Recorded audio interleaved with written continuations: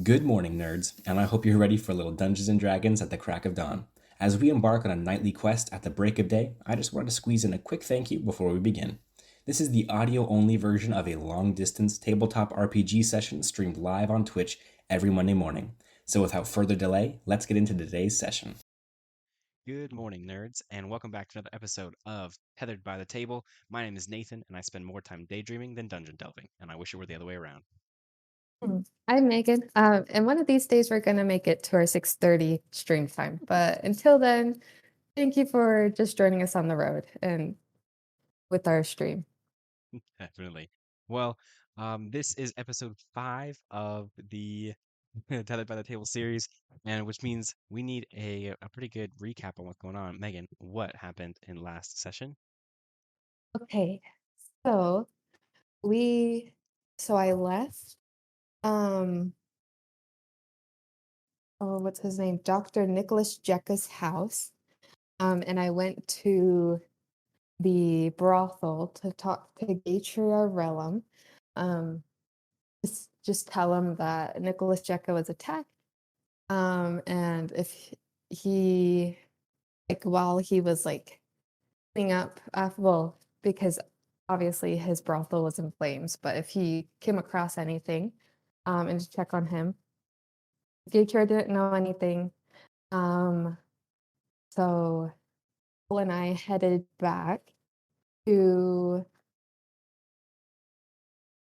the viceroy and to let him know what happened, that we saw the body of his friend El Patanol, but that Nicholas Jekka and Gay Relum were both attacked, and basically asked him if he knew any information on anyone who could be, wanting to harm him. He really didn't know anything. Nobody knew anything. So I then went to go talk to Tannic. He's the head enforcer. Hmm. Um, that turned into a problem because I went in there and there was there was nobody. Tannic wasn't there.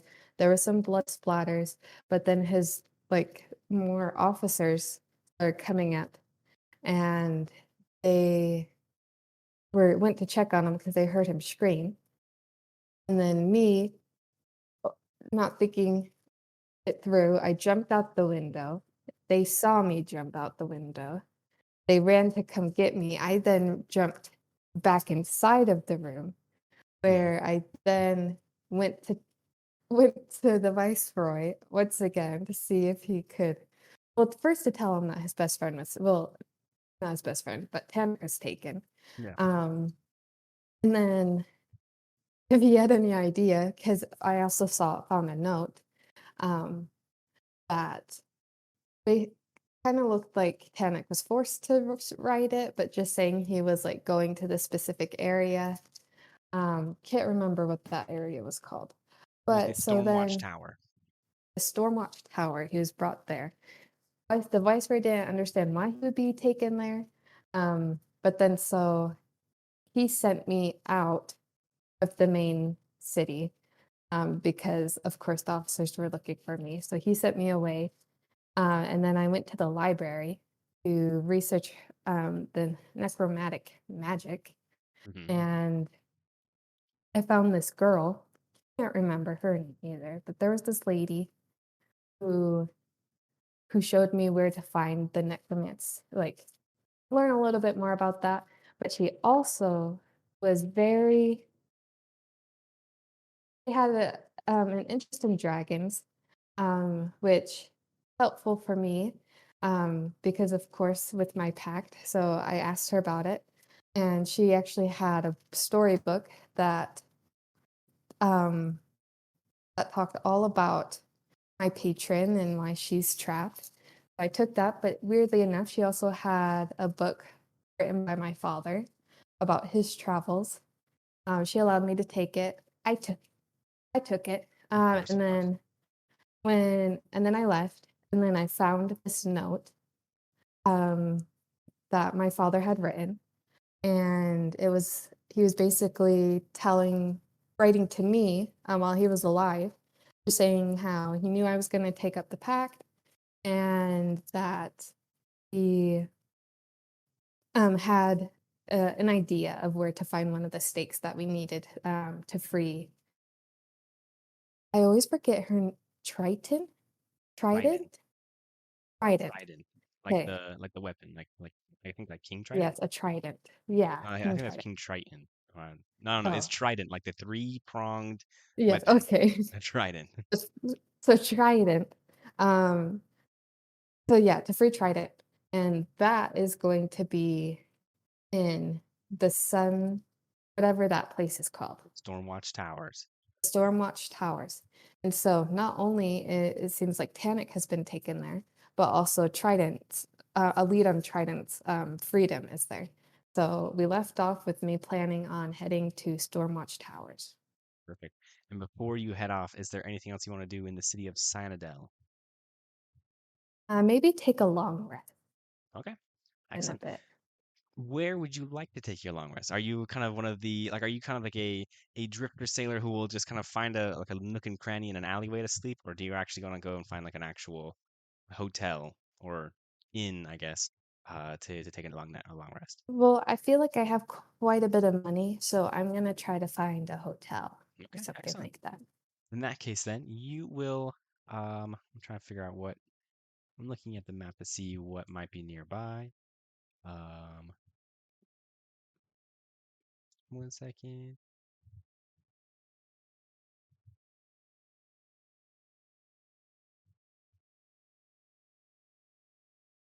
Yeah. Okay. So yeah, as I suspected, nearby there is an inn slash tavern named the Sandstone. You actually Okay. went there on the very first episode to deliver like a little pastry to it. Um, and Oh so you're yeah. familiar with where the location is, and you kind of can now you're beginning to learn the city streets of Cyanidel, and so you're able to navigate over to the Sandstone, where not only is like drink and food available, but also a bed for the night. Okay. I'm gonna go over to the receptionist and The receptionist, yes, it's the bartender. oh, the bartender. Yeah, Um, like, hi, room for one, please. and she looks up after she kind of like serving drinks, and it's a relatively busy tavern, though it's kind of like mid afternoon now, and I'll admit I totally am just getting fast and loose with the time frames on what we're navigating here. But it is afternoon now. Your little extravaganza with Tannic took all day, um, and I had her name written down here. And I was gonna see if I could find her name. Yeah, I No, I should have don't. remembered her I name, don't but remember her I name. do not. Dang. Um. Oh wait, hold on. Yeah, I have no clue. But it's definitely something important. I should have written down. I'm gonna find it later. But the bartender from behind the bartender goes, oh, you're the one that I met you a couple of days ago. In that case, Yeah, then, were the pastries okay? and she goes, oh, it's always a good pastry from. I didn't even write down the man. I totally went fast and loose with the first episode. I don't even remember the bakery place. It was Well, we lost the first episode, so I it's know. So okay. it'll never be It seen ever again. But didn't happen. so and she's like, oh, the pastries were always delicious, and I always enjoy whenever he sends them my way. But what can I help you with? Are you looking for a drink? Oh, I'm actually just here to catch some sleep, so just a room would be nice. I'll be I'll be gone by morning. And she nods and she's like, oh, perfect. In that case, then this what is it? What are the prices these days? 10 silver for a night, and you can call it yours. Just don't put a hole in the Okay, wall. sounds good. Oh, don't worry. That's not the plan today. So she gives you like a little like kind of brass key for a door that is upstairs and everything. It allows you to kind of just go upstairs and take a bed for the night, unless there's something else you want to do within the sandstone. No, I'm just gonna go sleep. Excellent, Then, yeah. perfect. So as you lay down, as you go to sleep and everything, you begin to drift off. However, as you are looking up at the as you're looking up at the ceiling, all of a sudden, kind of reflections begin to kind of shimmer across the ceiling. and you feel as though the age-old feeling of kind of falling all of a sudden as you fall asleep continues, and you almost like begin to sink through the floor, and then you splash into cold depths of the ocean, as your mind is suddenly grappled by Trident and pulled to her domain. The air within your lungs seems to leave, and you experience this kind of compression and sense of drowning as all of a sudden you are dragged deep into the depths of the ocean, and presented in front of the a very familiar and often aggravating sight of your patron Trident.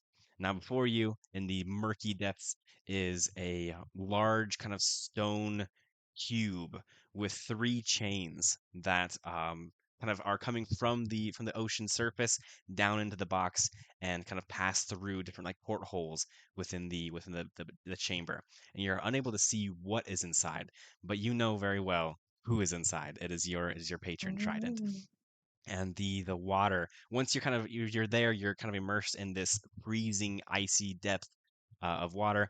But once you kind of arrive and you sit there for a moment, a heat kind of envelops the water around you as this as your patron's rage is manifest within the water, and you hear the voice uh, that you despise so well, um, start to speak. And I don't know why I'm so lost in my notes today. Okay, so you hear Trident's voice. He goes, "I told you to free me when you found an anchor, not manipulate it for your own personal gain. Has your gluttony for power clouded your judgment, or did you really think that you could sap my power and I not know?"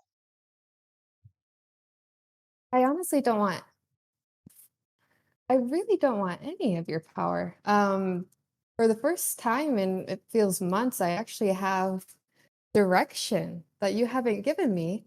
But I have direction from my father, if you've forgotten, and I'm headed to Stormwatch Towers. He's thinking that there's one of those stakes you were telling me about to free you. So I honestly thought you'd be a little happy that I actually had direction, but in no way or form do I want this power that you are giving me. Don't speak of your father. That rotten sailor had no clue what he was doing. Out of all the things I could have scraped from the bottom of the ocean, I could have chosen a fish to do my bidding and receive better results. But something has found the anchor, and it sounds like you think that I am daft and would not know that you are sapping my power, sapping more power than I've given you. Was what I've given you not enough? Oh. First, I'm not the dragon stuck in a cage asking for humans for help. So I would I would be a little bit more grateful. And if you feel like I'm sapping a little bit more of your powers, it's solely to free you from your cage, which I thought we both wanted.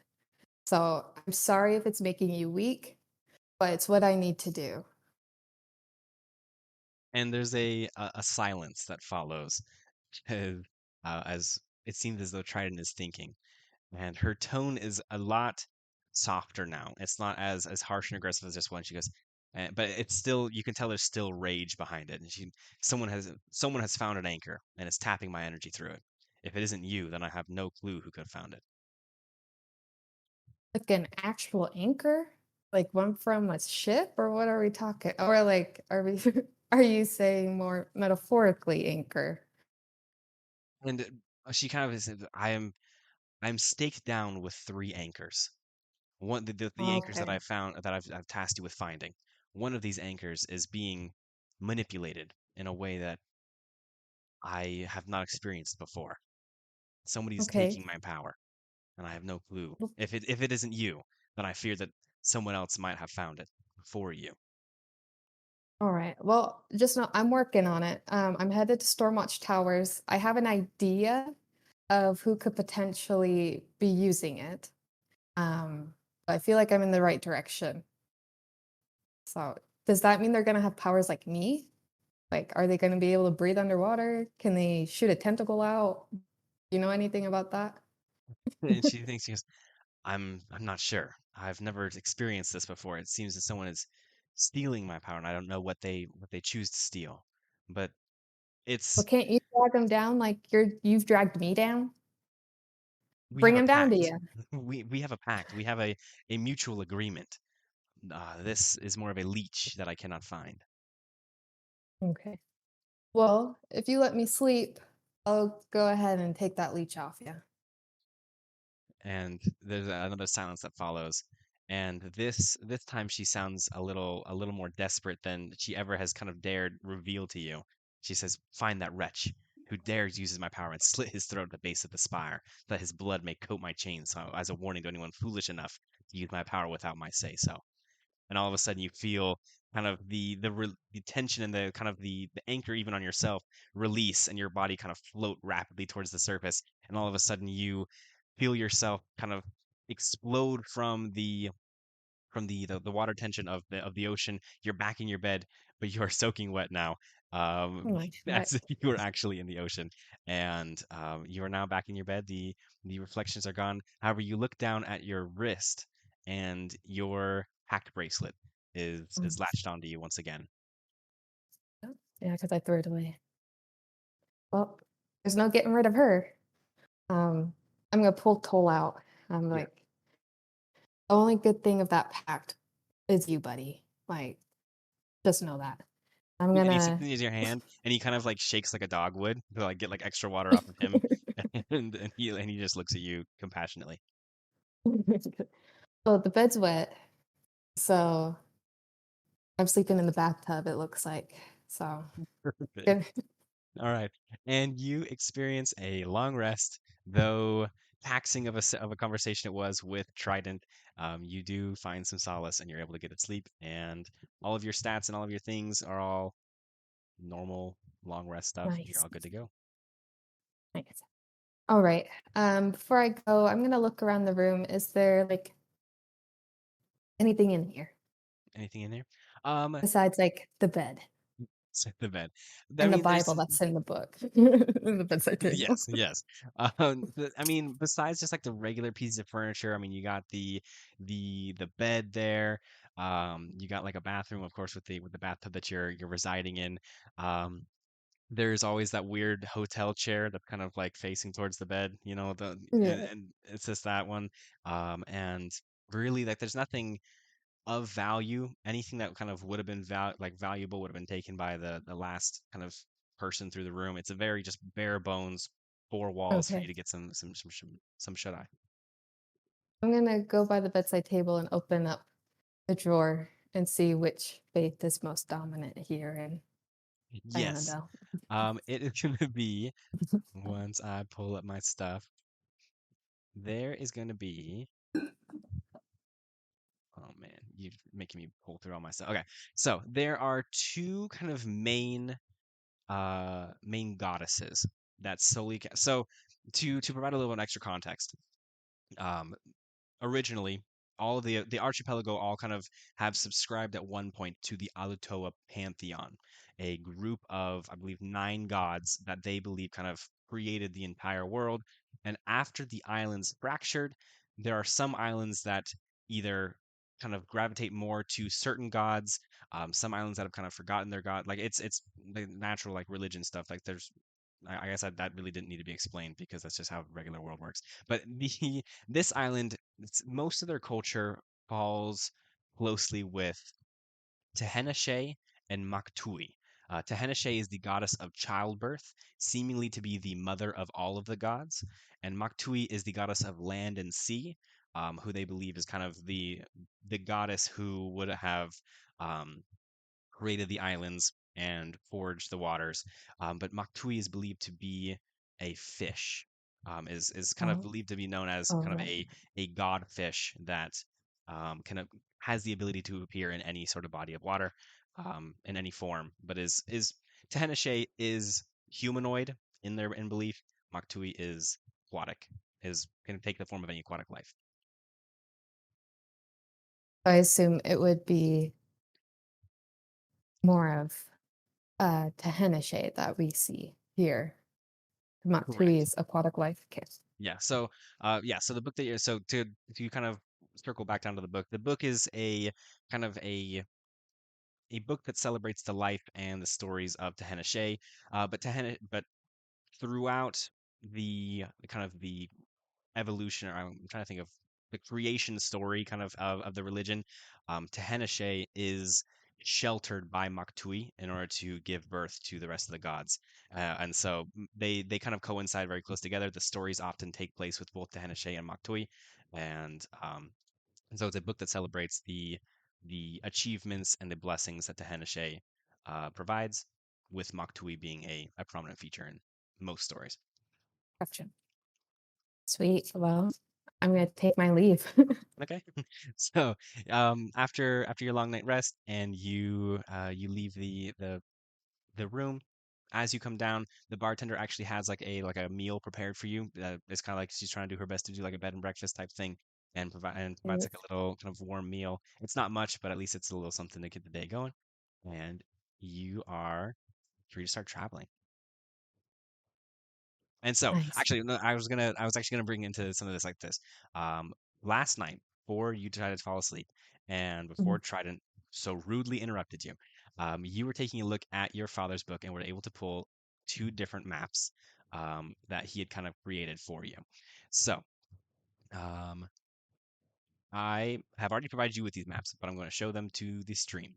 Um, this map here is the map of the island. I'm taking a look at the island of Soli Calafe. As you can see, there's all of the cities have been filled out in this manner here, along with Stormwatch Tower. You will find Cyanidel, the city that you're in hexagon E7, which is kind of nearer to the middle of the map, with Stormwatch Tower being directly north of you. Each hexagon is 1 day's travel, which means that you can realistically D8 to C8 to then the Stormwatch Tower will be the fastest way of travel. And so this is the map that you were able to pull from the book that your father had written. That kind of gives at least the main cities um, of of the island, Soli Caliphate. We also have the island the ocean island that shows pretty much the most popular slash most well documented islands of the archipelago. There are many more islands that are known to exist within the archipelago, but they're harder to get to and they aren't as well civilized, if that makes sense. Like these ones are Yeah. have cities and everything that kind of trade amongst each other, and so the information provided for these islands is a lot greater than the ones that are a little further out, and less less explored. And so you can feel free to reference to those maps at any time, and that kind of gives you an idea of where you would like to go. So now that you are ready for travel, what hexagon are you looking to travel to? Well, probably like you said, I'll head to D8. Or Perfect. yeah. Excellent. So, as you travel out to the Hexagon D8, you leave the city of Cyanidel behind you. It's a very large city, and it takes a while for you to actually kind of put it behind you. But as you are traveling through what terrain did I say this was? This is The just forest. oh, D8 actually. We have to get into the light green area. That's Alpine Tundra. Oh, So, Alpine um, Tundra. I like to believe Alpine, and this is strict, and I'll tell you exactly what inspired the Alpine Tundra, because as you can tell, like all of them are kind of like general, and except when you get to Alpine Tundra, which actually feels like official biome type. If you ever played Minecraft and you've been to like the high mountains biome, where it's like tall mountains, there's lots of like it's I'm trying to find my best way to like explain, but it's high elevation, colder temperatures, sparse I'm trying to like vegetation, everything, and lots of it's pretty much just you're getting higher in elevation going up into the mountains here. And so it is kind of an uphill Oh, trek okay. to kind of go up to the Stormwatch Tower, which is on the mountain above you. But as you are traveling, and before you kind of start your final ascent into the mountains, you come across a small kind of little secluded beach that's kind of down a ways off the road below you.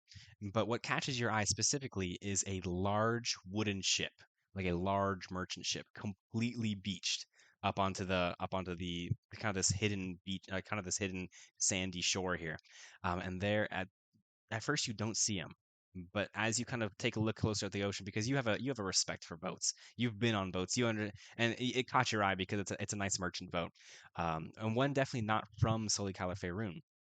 But as you kind of Oh. are looking at it more, you see a man kind of running around the boat, almost attempting to push the boat back into the water, even though this boat is many, many sizes bigger than him. I mean, and it's wedged in the sand; it's not going anywhere. But nonetheless, you see a man kind of frantically trying to push the boat back into the water. Oh, okay. Is and to assume we're at the same elevation? Like, are they below me or above me or They are below you, so it's below like me? Okay. off like the road that you're on. Um, in the distance, I mean, like the boat looks kind of small in comparison. You have to kind of climb off the mountain a little bit, but it is close. But he is much lower than you, kind of at sea level. You've began to ascend into the mountains. Okay. Well, I'll go over. I'm gonna yell, "Ahoy there!" And the man doesn't even seem to notice you. He's so panicked and so kind of pale faced as he's running around. He's like pushing his boat, like his back up against like the hull of the ship and trying to like just push, and like his feet are like, kind of like going like wildly in the sand, and he's like falling over. He's trying to do everything he can to push on the boat, and he doesn't react to the first time that you say anything. Okay. Well, I'm gonna start going down. Okay. Yeah, And go see. as you get closer, he notices you once you kind of arrive on the sand. You still are kind of a few paces away from him, but he kind of looks at you and with like kind of wild eyes, chooses not to really recognize you. But you can at this point hear something that he's been mumbling to himself over and over and over again, just on a complete loop.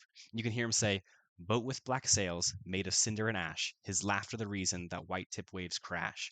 His boot stomped bones, and like timber they break, a crew of the damned make each port quake. Stealing and killing poor sailors for pleasure, the metals of blood his sought after treasure.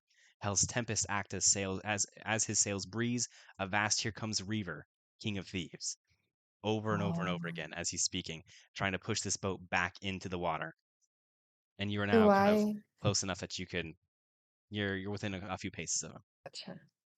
Do I, with my background and being on the seas with my father, do I recognize this chant as Yes, Marlowe? it is a very Okay. popular chant amongst sailors. It's almost I'd like not necessarily a prayer, but more of like um a superstitious chant where sailors who are in rough seas and fear Reaver, the King of Thieves, will kind of chant it as and the belief is that if you chant the phrase, if you recognize Reaver, King of Thieves, he cannot sneak up on you or he can't catch you by surprise because he's already Oh, on your okay. mind. And you do recognize that Reaver, King of Thieves, is a kind of a folklore legend of a demonic demon crew, or I should say devil crew of, well, which one's I'm trying to think of the difference between demons and devils in Dungeons and Dragons. Um, Nonetheless, there is it this kind of feeds into a larger mythology of a group called Kokomat's warlords, a group of people who have pretty much have sold their soul to the devil, and each have kind of received special powers or kind of favor amongst the devil, and one of those men being Reaver, King of Thieves. Now, the mythology goes that he sails the ocean on a damned ship full of demon crew members, just simply pillaging and stealing and killing for fun. And it kind of scares all merchants to the bone because they are, of course, the ones with the most treasure and the most to lose. And so you are very familiar with the Reaver, King of Thieves. You're very familiar with the chant that he's saying. Um, Obviously, this man has been shaken to his core. Okay. Now, is the ship, so it's a merchant ship, but do I recognize, like, I guess I'm trying to, if I understood, I'm trying to see if this could be a ship that is his or if it's more like, if it's Reavers. The ship looks so ultimately from what you've heard of Reaver ship, it is a large boat, kind of larger than a merchant ship. It's like a battleship that has Oh, okay. large black sails and is always depicted as being actively on fire. And so this boat here Oh, okay. has white sails. It doesn't leave you to believe that this is Reaver's ship. And so you'd like to it. I mean, obviously, this man has some sort of connection with the boat. Okay. So, well, I'm gonna start chanting it with him. Okay. If you sent it to me, I would actively be chanting it. But I can, so but I like to believe that Marlowe is following suit with the chant. yes, so I'm going to do that, and he's trying to push it. I am going to which way are the sails facing?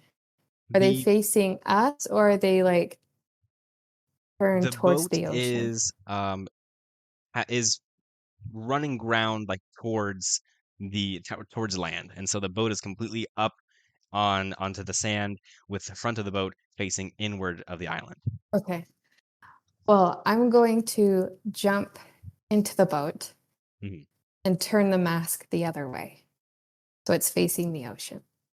Okay, and so I just sent it to you so in case you're curious, but um, And one forgive me second. if Oh that's not shoot. how if that's not how boats work, but Moana, they would turn the mask. So And is it bad if I don't really know how boats work either? But ultimately, um, this boat is on the larger side, and it's steered with a rudder. And so on the boat, you have kind of a wheel that steers a plank in the back. I totally realized that I just messed up the stream here. Hold on one second. yeah, I just saw that and I was gonna Yeah, one subtly second. try to tell One you. second. One second.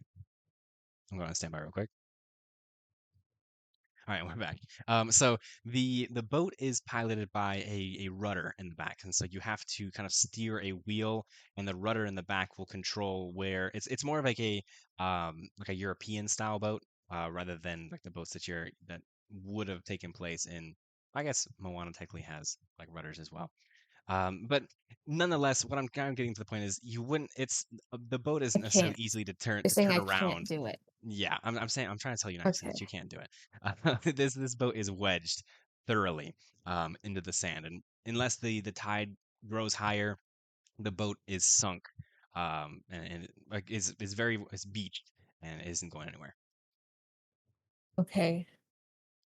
All right. Well, and I don't know how long it would take me, but could I no, it's a big mast. It's like a big sail, I would think. My original thought was to climb up, change the sail, and face it the other way. Just But have like the that wind like would blow it back in. yes. Um, Um, yeah, it's and so hard.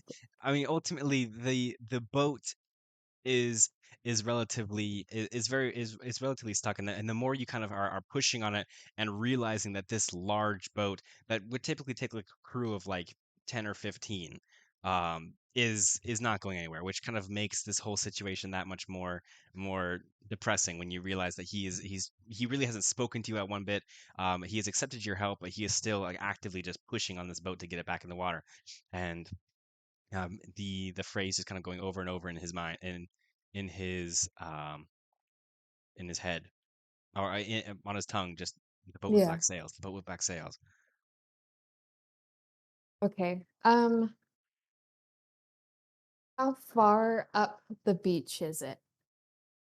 It is completely out of water. I'd say maybe a few paces from the current tide line.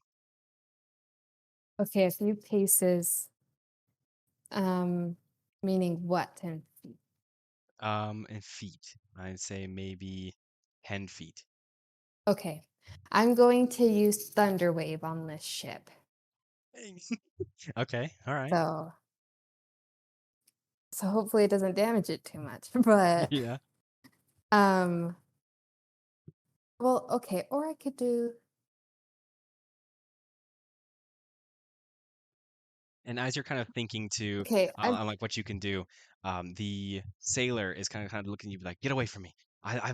Enough have died in my name as it is. I don't need to add your name to the tally." And this is the first words that no, he's actually said to you outside of the chant. his chanting. I was like, no, I think I can do this. I can put your ship into the water. Just give me a second. Um I'm going to get in front of it. My original plan, I'm gonna try I was wanting to do gust of wind. Oh yeah. into the That's why you're trying sails, to get the but sails around. I see. I yeah, see. I was trying to get the sails around.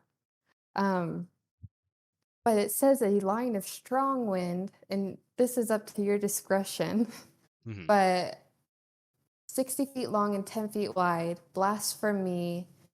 Um, each creature in the Oh, line can must be succeed on pushed a strength 15 saving feet. throw. Yeah, away from you in a direction following the line. Interesting. So Okay. you can, it is, yeah, I don't, up to your discretion, of course. I'm trying to take a look at this. Depends. Do you have a legume seed for the material component?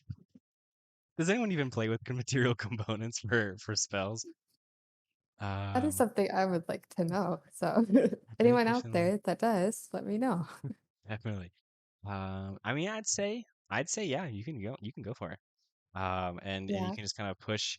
You can, let's see, of a strong wind. Yes, yeah, I'd say go ahead. Go ahead and try it, and describe Okay. what it looks like when you cast gust of wind. Okay. I'm going to yell at him to get into the ship. Okay. So I'm like, get in. I'm about to blast this. And then I'm going About to to blow. stand back. And then I'm going to get in front of it. And let's see what happens. So my hair starts whipping. Hmm. Um, and then, like, it's as if, you're on a ship and the wind's hitting you. And Okay. so I'm standing there, and then my cape and stuff starts flowing. So the wind starts at me first, and Mm. then my eyes shoot for bright blue for a split second, and then I put my hands together, and then wind. Okay. And immediately the sand from the beach gets picked up and sent out into the water and everything. And the boat kind of jostles a little bit because the sails, while they are designed to be inflated, like I get inflated. I don't. Anyone who actually knows how boats work is gonna lose their mind when they hear this because we have no Right. clue what we're saying. But I mean, the sails still are there, and they still kind of they push against the frame that they're in, and even though it is reversed and everything, and it provides an extra kind of push as the boat rocks backward and begins to kind of drag through the sand ever slightly. Now, it is in deep sand. I know it does say you can push it 15 feet, but in the deep sand, it kind of creates extra drag, and you're able to push it maybe half the distance, so like 7 feet, 7 feet behind you before it kind of starts to dig into some of the more wet sand, which Okay. almost seems to slow it to a stop, and the gust of wind that you're providing isn't quite enough. Oh, I hacked. Okay. And let's see. So it's about 7 feet. Well, no. from So from the tide 15. line. Well, no, so yeah, it was No. 10 feet away, which means it's about 3 feet away from the tide line. Oh, heck. Well, I guess I'll do it again. Okay, okay. And with you kind of mustering yourself for more strength as you send another kind of gust of wind, and it rocks the boat just a little bit further until the rudder and the kind of the back of the boat begin to get lapped by the tide going, and it is able to kind of get into the water slightly, and with it being now kind of at least a little bit submersed, that's enough for the rest of the boat to kind of begin to slide into the water, and you're actually able to push it now into um, the water, and it kind of, while it's a large boat and it still is kind of beached, but it can kind of float now in the water. And it's I don't know. This is I really don't know how realistic this is, but I mean, you kind of got it free. It's now in the water now, and he's able to kind of, and the sailor on top is able to kind of um, he starts running around, kind of pulling lines, pulling ropes, and just doing everything he can to get the boat corrected onto the path. Nice. All right. Bye. And he kind of just begins to, "Hey, I will not forget this. If you ever find, like, I have to get back to my family, but if you ever find me in Aluto Anu, I'll owe you a drink. In fact, I What's owe your you my life. name? And as like the distance is like growing like further and further, he goes, Arjun Rashid. Arjun Rashid. Okay. Well, safe travels, Arjun And Rashid. I mean it's a big boat, it's a slow process, but he is like turning around kind of and is able to kind of catch some wind underneath his sails, and he's as fast as a large merchant ship can go. He's pulling away, though he has a very limited crew, with just being him. But I mean, I Oh, feel like that's he can do it. true. He's a good sailor. I feel Guy? Yeah. like. Yeah. I might have just sent him to his watery grave. Well, you'd Okay. find out about it. You know all about all. You know who controls the watery graves around here. So Yes. all right, All and you right. Well, successfully saved a crazed captain from being beached. nice. Nice. Well, sorry, Marianne is just like singing in there. Um, so okay. So because of that, I am going to use magical cunning since it used both of my pack spell slots. But I think that's what I do. I just give you little things to exhaust your resources before I big know boss you. battles. Oh, I that mean, wasn't. before like the rest of the everything. Oh gosh. Okay.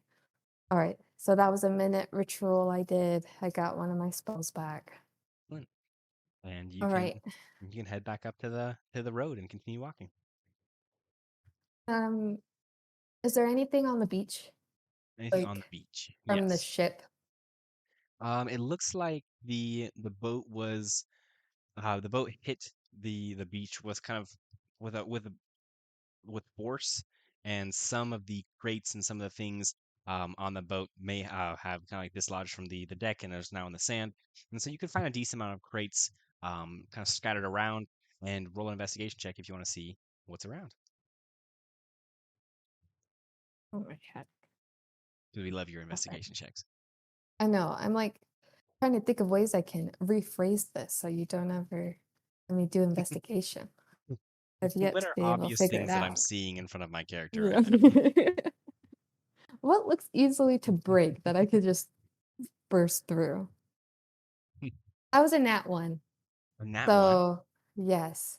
Okay. Well, I mean, then I guess So this makes breaking this news easy a to you. -2. Too. Um, this everything that all of the crates are empty. I mean, everything has been pillaged. Everything has been taken out of the crates. But as you're taking a look, some of the crates have splatters of blood on them, and it definitely looks like the inner workings of a pirate have gotten into these Oh, crates. oh no. Oh, well, all right. I'm Like, gonna, oh, wait a I'm second. gonna, I'm gonna slowly, I'm gonna leave. All Like, I chanting. I think my mean, time here is done. yeah, I think I'm done here. I'm like boat with black sails made of cedar and ash as I make my as way. you as you make it, I love it. Okay, you make it back up to the the road, and you continue to travel.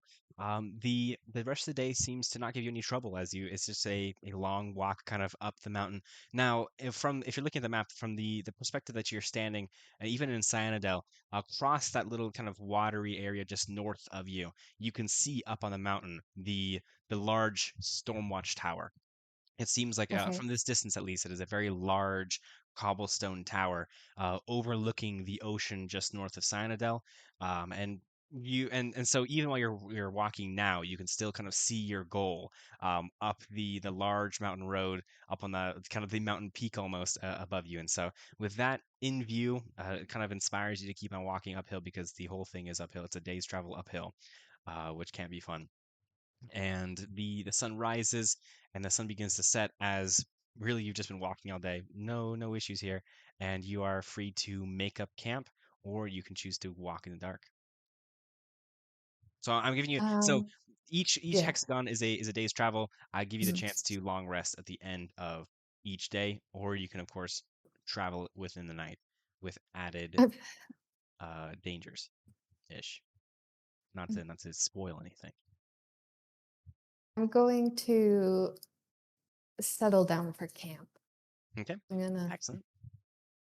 And while I settle down, I'm not gonna go to bed quite yet.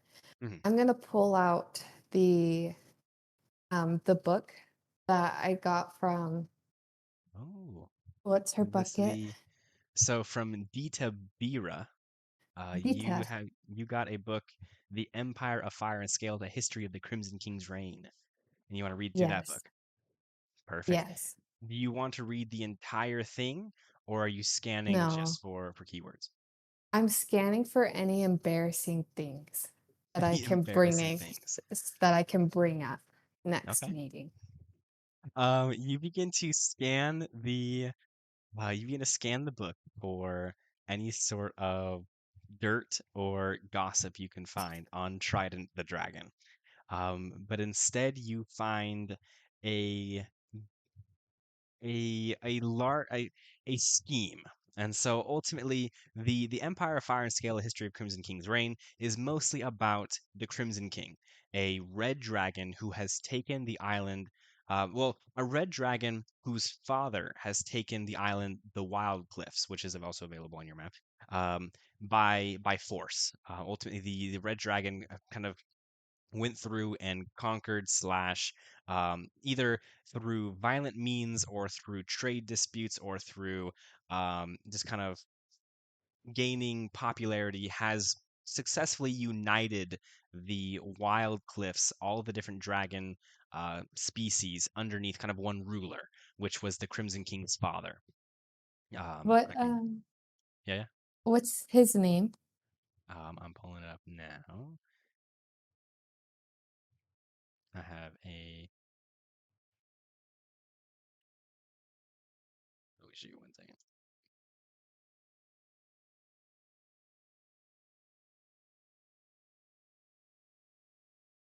Rigobald is the red dragon who united the Wild Cliffs. Now, after Rigobald's death, Threshnox, the current red dragon, took on the mantle of the Crimson King and um, operate continues to operate the island of the Wild Cliffs underneath kind of the kingdom that his father had built out of blood and fire. And so um, so let me see. I'm trying to see what exactly. Okay, so as you're reading about the history of the Crimson King's reign, it first kind of goes into detail about Rigobald going through and pretty much with an iron fist uniting the Wild Cliffs for all dragons who were willing and not willing. Lots of wars happened between dragons at that time. The Wild Cliffs was a very turbulent place to be. However, now that things have been united, Threshnox has never necessarily waged war, but instead just kind of occupies a throne that his father has created. But during Threshnox's kind of early days of of occupying the throne and taking on his father's mantle after the father had died, the Rigobald dying of natural causes, just of old age, being an ancient red dragon. Um, thre- in those first couple of years when the throne was passed down to Threshnox, there was an attempt at a an assassination in the night, or I guess like not necessarily in the night, but during one of Threshnox's kind of big speeches to the Crimson Kingdom, his kind of main kind of the capital of the Wild Cliffs, a blue dragon inter- uh, disrupted the event and attempted to kill Threshnox in front at the throne in front of the entire city. Now, Threshnox was able to fight off this blue dragon attacker, and ultimately, the city guard, as well as any allied dragons, came to his aid, and they were able to subdue the blue dragon and ultimately entrap this blue dragon you know as Trident. Um, Using the magic and the abilities of all of the ancient dragons within the Dragon Council, um, they submersed Trident to the bottom of the ocean, anchored her down to the ocean floor, and then covered her, of course, with a stone shield, like a stone veil, to prevent her from seeing, and pretty much just cursed her to live at the bottom of the ocean, because and ultimately not only cursed her to live at the bottom of the ocean, but cursed her that she could not die, that she would continue to, as a punishment, Oh. would continue to drown over and over again for the rest of eternity. And so ultimately, and that is where their trident is now. And so while there is, I know you were looking for dirt. There is no dirt. Just instead a sad story on as a attempted assassination turns to a prison at the bottom of the ocean that um, pretty much just makes her drown for eternity. Oh. Okay. Um. So if I understand this correctly, Rico Ball took over, Hmm. united the Wild Cliffs, Hmm. and then Thresh just took over. After Rigobald's And passing, Threshnok takes the crown. Yes. okay. And okay. And just try to kill him. All right. I'm gonna put it away. Okay. I'm not supposed to feel bad for her. Um, and go to Kirk with sleep. empathy. Yeah. All right, so you begin to nod off to sleep, sleeping underneath the stars with your bedroll. It's a peaceful night. It's a little chilly, but you have enough hide blankets to curb the cold. You wake up the next morning, and everything seems to be in order. Everything is good. No really sign of any problem around, and you're good to start traveling another day. Wait. Okay. Do. So I'm just pulling up the map again. Yes, you're currently in spot D8. All right. I'm gonna pack up and we're gonna head to C8. Excellent. So, oh wait, hold on. I'll show the little map too. So, uh, we are in D8. We are now going up to C8, and then everything is good to go. So you pack up your stuff. You have a little breakfast. I like to believe. Would you prepare yourself breakfast, or would you just start traveling? Do you have any like breakfast on you? I don't think I have any breakfast on me. Okay. Then you Let just me begin to see. travel, and you continue go, and you can take your look at your inventory if you end up if you do have food. I'll of course let you just take. Let me eat it. Yeah, I'll let you eat it. Yeah, I don't have anything, so Okay. we're just gonna head out. So you begin to travel. You are not at this point. You kind of come in line with a road that seems to lead up to the Stormwatch Castle, the Stormwatch Tower. This road seems pretty well traveled and everything. It seems like at one point it was used a lot. However, in the recent years, um, even like kind of this roughly paved kind of cleared road is beginning to have weeds appearing kind of in the middle of either the dirt road or kind of popping between like kind of stone steps that you come across every now and then. And so it was a very, very popular road at one point.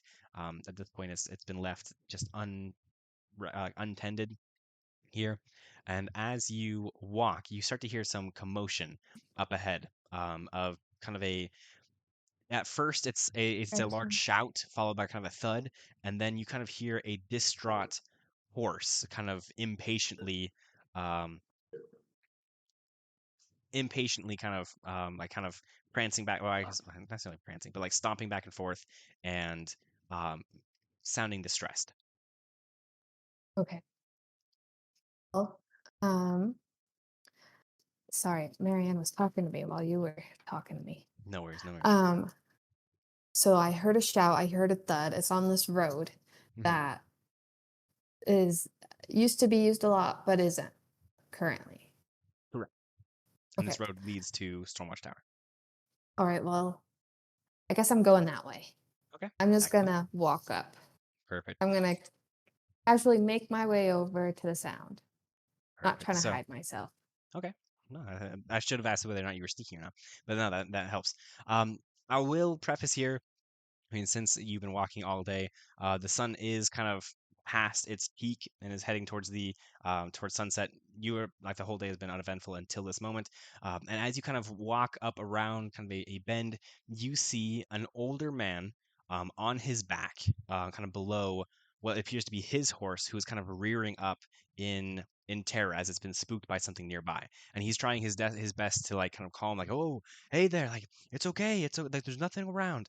But the horse is nonetheless terrified and it continues to rear, kind of landing its front hooves near the older man, who really doesn't look like he can get up by himself too quickly, and is in danger of being potentially stomped on by this Stomped on. horse. Okay, I'm gonna run over, and he's holding onto the reins, and he's on the ground. He's on the ground, not holding onto the reins though, but the reins Oh, are he's kind of just on the ground. wildly Okay, flapping around as the horse is spooked by something. okay. Well, I'm gonna run to the man and um, try to lift him up out of the way of the Okay. horse. Um, do a strength check just to see if you can kind of drag him quickly. All right, that one was banished. Let me try this How many have been banished at this point? one. Just the one. Okay, good. 16. 16. Okay. I'd say that's pretty successful. You're able to kind of you run in, kind of hook your arms around his like underneath his arms and everything, underneath his shoulders, and you kind of yank him out from underneath just as the horse is coming down, and his foot and his hooves kind of scratch the area where he was just sitting, and ultimately you're able to get him free. And he goes, "My horse, he doesn't know what he does. He's spooked by something, but he's not a bad horse. Just let me get the reins or something. Let me just try to get a hold of him again." Yeah. I'm gonna look on the direction of where the horse seems to be going, see Hmm. if I can, and I'm gonna shoot Toll out Shoot and Toll have out. him go Okay. the yeah, have him go that way to So see you're anything. just like kind of giving like letting him do like a reconnaissance to see Yes. what's okay. Okay. All right. So Toll kind of runs out in a little scamper into some bushes and everything, but leaving you still with kind of a.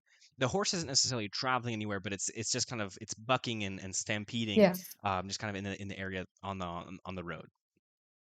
Okay. I'm gonna try to we'll see how this goes.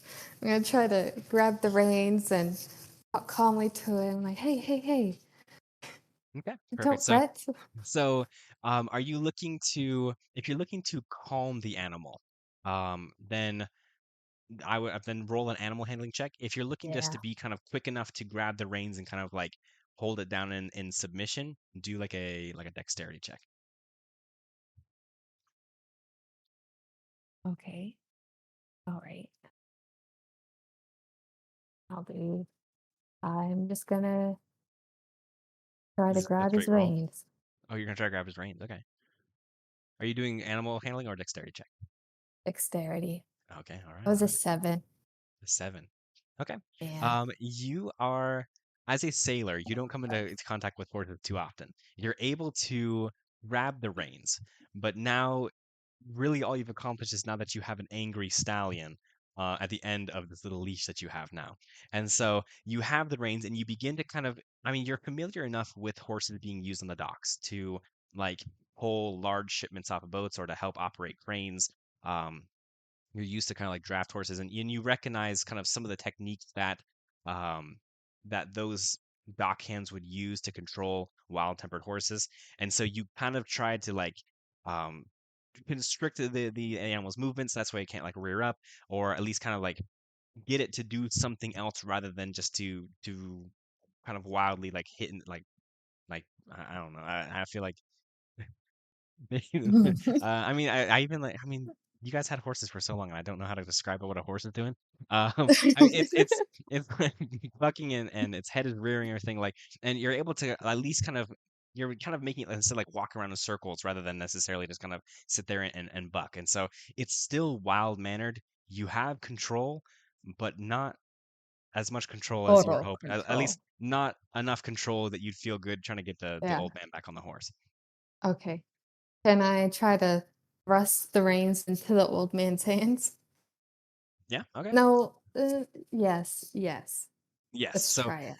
at this point, the old man has gotten up. It's been like a slow process, but you were able to distract the horse long enough that he was able to get back on the get back up, and I you helped him up. yeah, yeah, oh yeah, you helped him up. Yeah, he's been up this whole time. He's been up this whole time. And you kind of give the reins to him, and he immediately is able to kind of like reach a hand out, and he kind of begins to like offer like a soothing noise and everything, kind of like a clicking of the tongue. And he goes, "Whoa there, boy!" And like the horse begins to almost immediately calm down as he hears the old man's voice. and the horse begins to kind of is still snorting angrily, is still kind of tense, but at least trusts that if the old man isn't worried, that he shouldn't be worried, and is able to kind of calm the horse down. And now you have a mild tempered horse with with a slightly beaten old man because of the Poor fall, guy. and he looks at him and thanks you, like, oh, I can't thank you enough for helping me get this horse. And he pulls out a small bag with kind of some jingling coins. He's like, please take this as payment. No, no, I'm gonna reject. No, I have more than enough to sustain me and my little follower. You will probably need it more, so I'm good. And he kind of Um, yeah, and he kind of like goes, no, no, please, I insist. It's the least I can do. I just picked you up. That's all I did. Like you should keep it. I really don't need it. And he then kind of pats on a bag that's on the saddle, like a little saddle bag, and he goes, well, then how does it? I mean, the sun is setting. How about I cook you a dinner then? Yeah, I can agree to that. Excellent. And he kind of yeah, at this he's satisfied with that answer, and he's like, I actually was about to set up camp relatively soon. If you join me for just a little bit, I could definitely cook up a little supper. Yeah, that sounds good. I'm just gonna go and check on what my buddy is doing. Okay. And yeah, what I'm interested to see if Tulsa found anything. Yes. So, you kind of walk off a little bit of a distance, and you tune into to Toll, and Toll is looking around, and you feel a feeling of disappointment as you kind of Mhm. tap into Toll's emotions, and you realize that he thought he was kind of. I mean, he's in the pocket all day. He doesn't really know where he's at. But he was just kind of thrown like a Pokeball out of your pocket. He ran forward and realized that there is absolutely no gold or anything of value anywhere. But instead has found a small berry bush and is kind of at least making himself useful by eating some berries and everything, and just but he's there's nothing around, but he does continue to kind of smell something odd, and you can kind of feel this smell coming through your senses. It's this kind of this rotten smell, this like rotten. it's it's a weird smell that you can tell kind of bothering Toll as he's trying to eat some berries, but it is a strange kind of um, rotten egg-ish kind of sulfury Yeah, smell like sulfur. that he kind of just doesn't seem to mind, and once he kind of realizes that you're tapped into him, he begins to kind of just walk back to you because he doesn't even want to be out here anyways. He'd rather just be in your pocket. And with all his treasures. Okay. Yeah. I'm gonna go. Well, while the old man and I didn't even get his name, but the old man and his horse is cooking dinner. I'm going to head in the direction with Toll. Hmm. Uh, see like where he was at. See if I can see Kind of about the deduce anything else. smell. Yeah. Yeah. Okay. So you begin to Oh, walk towards the and direction. Oh yeah. I'm taking Toll out again and telling him, instead of berries, look for the source of the smell. Okay. And I'm gonna try to let him go to see if he'll do Kind of that throw him out there. Yeah. and see. Okay. Yeah, so ultimately he begins to he kind of runs off in the woods, and you've about arrived at the same location that you found him originally when you kind of tapped into his senses. And so you do see kind of like the berry bush with some of the low hanging kind of branches completely bare of berries, and you kind of sit there a moment. The smell is not as strong as it was when you were tapped into the senses, but you're unsure of whether that means the whatever is creating that smell is further away now, or Toll's senses are just more sensitive than yours. And Right. so the smell is faint, um, but other than that, I mean, really it doesn't kind of give you a clear idea of like where the smell is coming from. You just know it's a little fainter here, but you do Okay. kind of hear as if something is kind of gliding across dead leaves or kind of like branches and everything. And you kind of as you're inspecting it, kind of you trying to like see with your nose a little bit, you hear that noise kind of behind you, and you whip around, and it's not obvious what made that noise. Okay. And I'm gonna take my scimitar out. I have my yeah, I'm just gonna take it out. I'm gonna You just take my Ain't that big of yeah. a deal. I'm gonna Okay. take my scimitar out. Um, look around. I'm seeing if maybe I have anything to potentially help me in this moment, but You can always make an investigation check. okay. Um, Like that's not really an option, but thanks yeah, for thank you. whatever that Thank means. you. Thanks for trying. All right. Um, is there any like disturbances around? Like you said I heard like the gliding.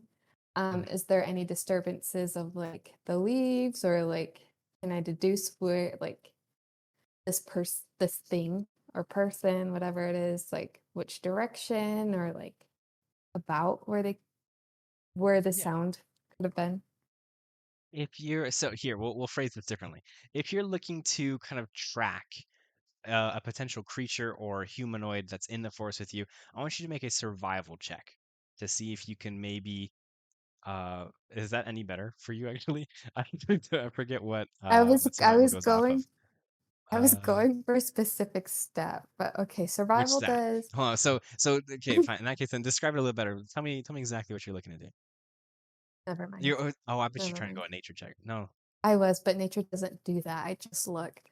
Mhm. Um, it says allows you to recall lore about terrain, plants, Oh, animals, and weather. interesting. It's funny that you're proficient, but also a -1 in it. Right? Yeah, I don't know. I should have put it in survival, but now that I think about it, but anyway. All right, so Oh yeah, wait, hold I on. guess I'll Do you do have a -2 in wisdom? Oh shoot. I might have you re-roll the. I mean, I might have you re-roll these stats. There's a couple of lower numbers here, and just for the sake of just for your health and safety, I think I might. We'll talk about these stats, but continue. We'll play as normal, but we'll talk about these stats. Marlo might Uh, get a little bit of a a a little boost or juice up. something. Okay. All right, well, let's go for survival. Ollie, Ollie, down. Sorry, Ollie's trying to get on the couch. Dang, right in front of you. Yeah, cocked. And she's in heat. She's getting fixed on Thursday, but Oh really? she's in a Interesting. diaper right now. Oh man. Okay, well that's a 2. A 2? Okay. It was a Um, 4 minus 2. I didn't realize that your survival was worse than the inside. I apologize. But It's um, okay. you you begin to kind of you look around and um, I mean you you are familiar enough with kind of you've had your escapades through the forest as a child before. You've been able to track animals, but usually that starts with a footstep, and you're taking a look and you don't see any like you don't see any like imprints of either animal feet or people's feet besides your own and maybe tolls. And so there you don't see any sort of footprint nearby. Okay. And so it's Well, hard to track exactly what might be lurking in the woods. lurking around. Okay. Well, there's nothing really much I could do, so I'm gonna just slowly start heading back. I'm not gonna go to the camp at first. I'm gonna wander around. Okay. I'm gonna try to like get whatever off my trail because I don't want to go directly to the camp In and I case know where something's I'm at. following you. Yeah. Yeah. Okay. So So you if do. they make their appearance, I want it to be just me and Yeah. potentially Toll, You don't want to bring not the old man a into this. yeah, not the old man. Okay, I get you. I'm walking around So you looking kind of for a do your place. best to kind of like erase your trail or at least make it confusing for whatever might be lurking, stopping every now and then to hear if you can continue to hear that kind of drifting, like gliding sound, or maybe even smell the sulfur. But you're not necessarily smelling anything, and so or seeing anything. And so you, after a decent amount of time, you begin to you decide to head back to the camp where there is a roaring campfire and the old man from before is busy kind of seasoning meats, preparing some kind of side dishes of like hearty potatoes and vegetables, and sees you come back and goes, "Oh, I thought you might have I thought you might have ditched out. I was really hoping that you would have stayed, but you had been gone for so long. I figured even this was a little too much of a payment, I guess." Oh no, you're good. I was just trying to find whatever spooked your horse, to Oh, it take was care of probably it, some but snake or a mouse or something. He's quite the scaredy cat once he really comes down to it. Yeah, no, I get that. But yeah, everything seems to be clear. And yeah, I'm excited to. It smells delicious. I'm excited to eat, I guess. And he begins to kind of he like throws kind of some meat near the fire so it can start cooking. And he kind of looks and goes, "My name is Dentist Malibor. Nice to meet you." Dented Malibor. Nice to meet you. I'm Marlo. And he looks kind of back over to his horse that he has kind of tied to a nearby branch, and it's eating kind of a small bowl of like oats or something, whatever horses friggin' eat. And and he goes, "It's a miracle that that horse even got me through my military days. He's such of a scaredy cat. I'm really glad that we didn't actually see any sort of battle because he would have up and left me the moment he could. But you know, I love him." Yeah. What brings you down this way? Like why? Yeah. Why are you down here? And he his eyes kind of glance up towards the Stormwatch towers up above, which you can still kind of see looming on Mhm. the mountain peak above you. He goes, "Well, I used to be stationed at the Stormwatch towers before they closed it down, and I thought every year on my anniversary of retirement, I like to head up here, even though it's no longer in use. I still like to remember old times, and I'll you to take my horse up here, and we'll camp out for a night back in the old sites of back when I was enlisted in the and it's just it's just a little something I do. Why was the Stormwatch Tower closed? It didn't have a need anymore. We Stormwatch Tower was originally created to kind of watch for warring war boats. Kind of Cyanidel is a trade front uh, for the entire island of Silly Califaroon. So the Viceroy Emerald deemed it necessary to make sure we were extra protected. He had this building created just so we could see further out on the horizon than the port could, and we could warn if any sort of battleships or any sort of pirates were coming in. But I mean, it's been so long since any sort of issues were happening between islands, and really there never was any wars to begin with. That Emerald just figured we might as well just kind of bring the soldiers back in. So he closed down the Stormwatch towers and really just as a relic of the danger we thought was there, but not actually was there. Okay. Um, have you ever seen Reaver, the King of Thieves, And he while kind of like watching? smiles a little and goes, "Oh, that's a dangerous name to be saying among sailors, that's for sure." But no, I never saw any. I heard plenty of stories about the sailors that we'd kind of get every now and then who enjoyed the view, but I never saw any sort of black tip sails or anything like that. It's all Oh, on I think it's all fire. legend. None of that. Mm-mm. Oh, really?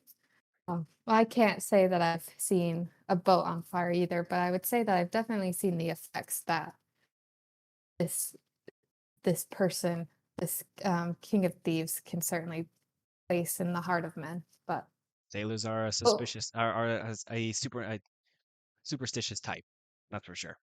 yeah, you gotta be when you're not in control. You have the whole sea.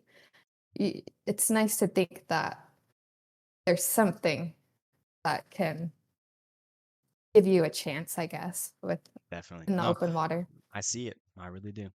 And he kind of flips the meat now, and the smell is emanating through the entire um to the kind of in the area around you. Kind of say, well, what brings you here?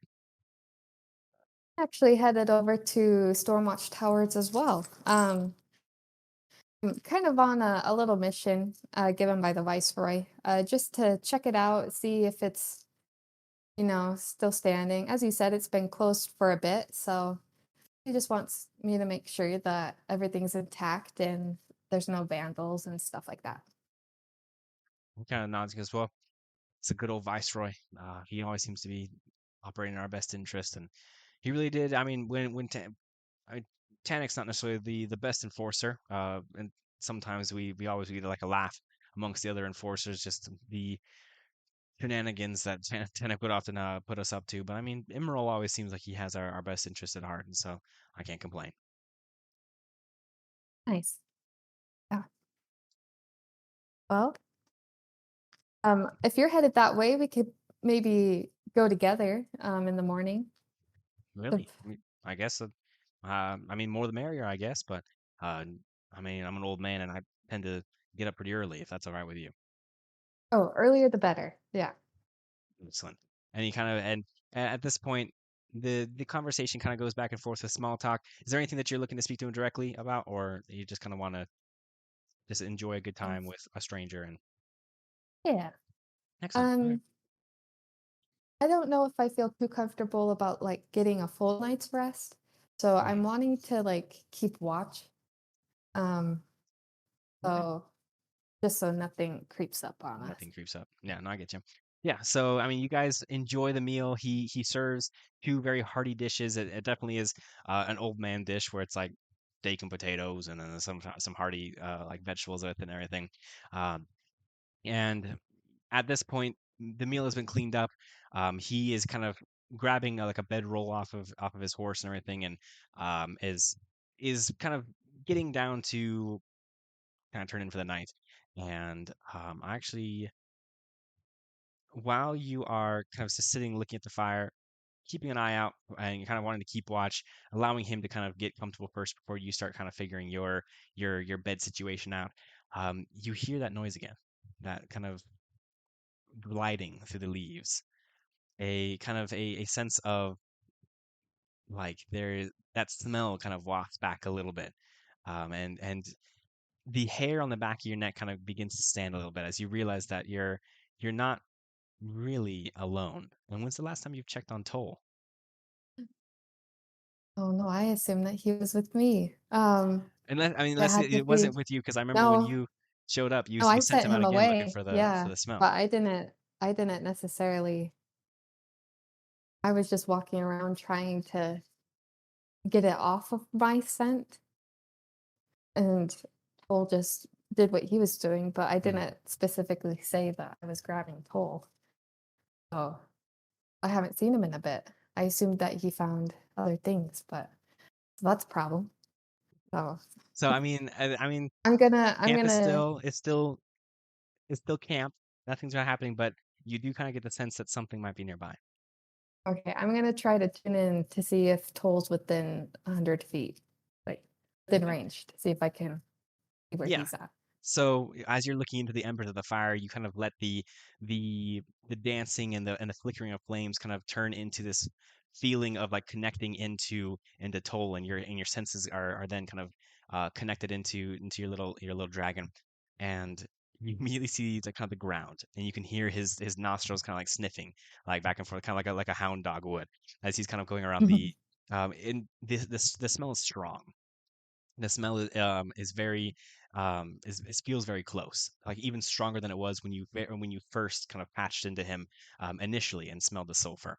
And as he's kind of like looking, you see him kind of like walk along the path, and then he comes across a piece of white cloth that is sitting there, kind of on the ground, and he kind of stops and he begins to kind of follow the white cloth up towards kind of up as it follows, and it kind of it goes off of the ground, Oh and all of no. a sudden you realize it's not just a white cloth but a white dress. It's dingy, it's whole, like kind of like ridden with holes, um and there are, I mean, you're kind of looking I'm describing this as from the bottom up, as the Yeah, drag as Toll is kind of looking up it's towards. Toll. You see just two pale feet, decrepit in their stance and everything, bony legs, inhabiting this dress here, as you begin to see this kind of necrotic person standing here, uh, unfazed or unaware of the dragon behind it. As the eyes continue up, it's white, raggedy, kind of patchy hair connected to this like this skeleton of a creature, um, that's just kind of staring off in the distance, ahead of Toll, um, and Toll is there. Toll sees all of this, and it's just this woman, deathly appearance in a patchy and dirty. I'm trying to think. I feel like I'm dancing around a certain word that I just can't. But it's Yeah, a you're good. woman here that is just staring in the middle of the woods, who looks worse for wear, It like a skeleton, it's staring ahead sound of Toll. okay. Sounds like La Llorona. Have you ever heard of? I have. Yeah, Yeah. I would say that's whoa, that's pretty close. ¿Dónde estás, mi hijos? Okay, All right, so I'm gonna quickly cut off the connection, and I'm going to. s- I don't want to wake the horse and the old man, so I'm gonna kind of briskly walk. But then, as soon as I'm within enough feet away, I'm gonna start running to try to Okay. locate Toll. Would you say that you kind of have like a sense? I'm trying to remember how we said this. Would you say that you have kind of a sense of idea of where Toll is in conjunction with you? Yeah, I Okay. think we decided it was like a pinging. Like as I got closer, it felt more like a pull to Okay. him. So then, like, I have to find where it is, and then as soon as I get that connection, it's like a pull, and I can Okay. navigate towards him, So I think. in that case, then you realize that the pole is much closer than you thought it was. And Oh, as I'm gonna drop. I'm dropping. so I'm getting on my yeah, belly. you kind of might I even add that no, yeah. So you kind of disconnect the connection and you stand up and then you kind of feel the connection, like the lingering connection of where Toll is in conjunction with the environment around you, and you realize that it's really only maybe like 20, 30, 40 feet away from you. And so you drop to your stomach now, and you're now dropped to your stomach in the camp. Is that correct? Yes, I Okay. guess. Yeah. So, if you have a moment, you can take a look at the virtual tabletop. Once I get this fixed here. There we go. Oh, maybe hold on 1 second. I have to fix it. Oh, this. Oh, that's a. Oh, I didn't even ask. Is he a human, the old man, or like, what race is he? He is a human, yes. Okay. He is. 1 second. I'm trying to fix this real quick. Okay. Yeah. He is a human, older human. Yeah, the if you look at the virtual tabletop, that is a much more attractive person than who you're looking at. That is not an accurate representation of who he is. That's just from the monster manual. But um, he is an older man, older human with kind of a longer beard, and it's kind of he's tougher skin, older man. He's sleeping. Okay. All right. Okay, so And yeah. Go ahead. yeah, if you're looking at the map now, and I Mhm. will fade to the map. Okay, and then we so we're taking a look now. You are pretty much prone now in the camp area, and Mhm. you are looking for whatever this creature is. And Oh, I guess. yeah. Hold on 1 second. Would you like me to reveal where Toll is? Yeah. Okay, I can feel him. he is Oh not gosh. not there, not Okay. there, not there. He is Oh, right okay. here, Oh no. Okay. and you kind of get like a ping of like that's where he is in the area. About 45 feet for me. I'd say so. Hold on, let's do a little ruler. Each About square is 5, right? 35 feet. If I do the ruler here from you to Toll, Oh, it's okay. about 35 feet. Like diagonally. Okay. Yeah. All right.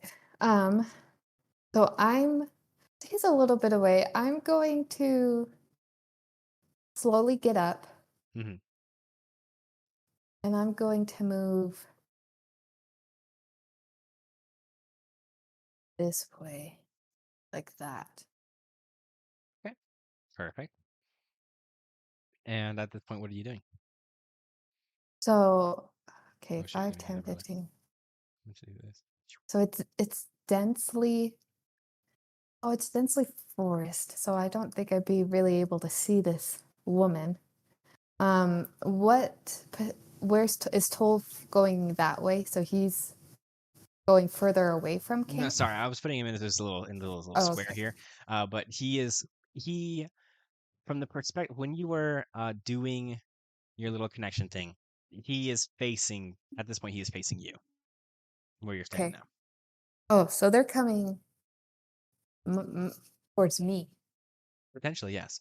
And as you kind of run into the tree line here, and you're kind of looking around for Toll, or at least for some sort of attacker, you begin to kind of see something in the distance, almost kind of like a almost like the moonlight glowing, but within the thick of the trees. And you see now from at least your higher perspective, not from the dragon's low perspective, a woman standing in a white dress, mouth gaped open, kind of empty eyes, searching searching the tree line. And she doesn't seem to notice you at the moment, but this this creature, this thing, is just standing there, not necessarily moving, but just Not moving. watching and looking. Oh my head. What? Okay. Well, and Toll, what the heck? He's just sitting there. I He mean, just sitting like. he's trying to figure out if there's any loot he can loot from this thing. He's like, is there any bracelets? Is there any sort of earrings? All Do you want right. to give a command do you want to give a command to Toll? Here, I'll review now that you've Oh, gone a scene. oh, Banshee. Jeez. I guess yeah, it's a banshee. Yes, Okay. yes, it's you see kind of just something sitting there. Now, do you want to give a command to Toll? Have we decided if I can telepathically communicate with him, or Let is me it double more check like the rules. 'Cause we're treating him as a familiar, correct? right? Yeah. Let's see. Let's see.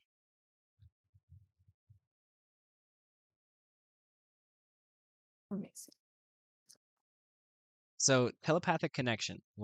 So I'm looking at the spell Find Familiar, which Yeah. has the section telepathic connection. While your familiar is within 100 feet of you, you can communicate with it telepathically. Additionally, as a bonus action, you can see the familiar's eyes and hear what it hears until your start of the. And technically, I've added to smell what it smells too until the Okay. start of your next turn. Gain the benefits of any special senses it has. So yeah, that works. So yes, you can telepathically communicate to it. So I would say that you can provide. I mean, what what did we decide? After 1 second, once I take a look at your companions, Tiny Fae, it understands common and draconic but can't speak. So you could Correct. talk to it from a distance, He can't but talk he to me. can't. I mean, he Okay. can't respond to you. Yeah. So in that case, Ollie, in that case, I'm going to, and just so you're aware, when Toll and I are alone, I speak to him in Draconic since I speak that language. So it's, yeah, just a little Okay. tidbit there. So like, Um, are all your commands in draconic? Like when you're like mm, telepathically connecting? yeah, yeah. Okay, I dig it. But they give a little, well, so he's a It's like you dragon. have I want to make him you have feel like at a home. German attack dog. Yeah, yeah. No, the rest of the yeah. Okay, continue. He knows it's me. um, yeah, so I'm going to like I don't know what draconic sounds like, but basically, I'll trust you that you that yeah, we'll pretend we know what it sounds we'll like, but pretend. I won't Yeah, ask you to speak in Draconic now. yeah. However, I will admit at one point when I was really into Skyrim, I tried. There's like a website that teaches you how to speak. I forget what the language is. What they have a special name for it, but I was trying to learn how to speak Draconic because it actually is like a language you Oh, can learn. It's very complicated though. But continue. that's funny. Yeah, I'm gonna be like, "Ah, cool. I'm 20 feet ahead of you. Come my way. I got your bracelets in my pocket. and and and he is that is enough of convincing that he needs, and he begins to run straight towards you. Is that what you're wanting him to do? Yeah, Or because I just run didn't straight tell him towards to you? be sneaky, so he's gonna run. So you hear like leaves and branches like cracking and snapping as he begins to run. And as he begins to run, you see the banshee's head snap to its location, and it almost like the banshee watches Toll run by her as he kind of books it now, and he climbs up your leg and like happily like hops into your pocket now. But No. the banshee now is looking at you directly as sees where Toll has gone, and banshee's now staring at you. Um, Now hold on. At this point, you begin to feel kind of the darkness of the forest oppress you almost as you begin to feel more. It's almost like the eyes of this banshee have begun to kind of like grow into the dark pits of like the cheekbones. Oh, my dog's doing something. Mhm. What's he doing out there? Now he's Like looking at me daughter, like guilty. father. Oh, I know. He's looking at me guilty like he realizes now I've whatever. So, the dark recesses of this kind of skeletal creature body begin to kind of darken, and I want you to make a wisdom saving throw. Oh man. Okay, that's my saving throw modifiers. You would think I'd get a little something. Oh no, Yeah, I'm charisma based, huh? you Let's are see. charisma based, yes. Cocked. 12. A 12. Uh, I mean, so What you, happened? What happened? um, you try to like run almost like it's like your every kind of bone in your body like tells you to get out of there, but there's just something kind of paralyzingly captivating about this creature and its Interesting. mouth and like it's this creature is kind of just like you almost like feel as if it's like cold hands are like already gripping you even though it is still like feet away from you, and you are now frightened. You have the condition of frightened, which means that all of your ability and attack rolls are done with a disadvantage, and Okay. you cannot willingly approach the creature. Okay. All right. So can I cast mirror image to maybe distract her a little bit? Yeah, I I say have you real definitely can. yeah. I'm gonna cast that. And you're gonna see 3 different Marlows around me. Yeah. All right. Any sort of flavor you want to add to how you cast that, or it just kind of all of a sudden like I feel like since I'm frightened, it's more like a grasping, kind of like before I had the ability to breathe underwater, it felt like drowning. So Mhm. like in desperation, I'm just like reaching out and like last breath sort of thing, Okay. casting mirror image. I dig it. Okay. So, at this point, I am gonna have you roll for initiative now. Oh man. Okay, let's see. All right. You weren't great. Let me try you. Okay. And is Toll going to be operating with or without you? He can be with me. Okay. That's a 14. 14, perfect. Toll also received a 14. All right, which means that we are in combat now. The horse and the warrior veteran are further away from here, so they're not within this kind of they're unaware of what's happening here. But it is your turn up at the top. I'm going to let that mirror, unless you want to count your mirror image for your move, but I'm letting you have another move potentially if you want to do something else. Okay. Um, all right. So mirror image. Let me just double check what that does.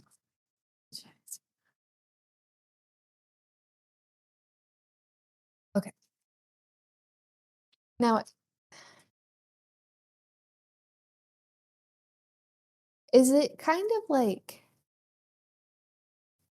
is- do banshees fly or are they more like floaty? I would say they are more floaty. Okay. Um, Okay. yeah, I wouldn't necessarily say they fly, but like for like flavor, she kind of floats as she walks, but like there's not necessarily any stat that says that she is floating. So she's not necessarily Oh, like okay. levitating, but and so Okay. just for flavor, she is slightly hovering. Okay. Um, so with my I'm afraid I can't move towards it, but I can still move, or am I You stuck can in still move. place? You just cannot willingly move towards the banshee. Okay. Ooh. Oh yeah.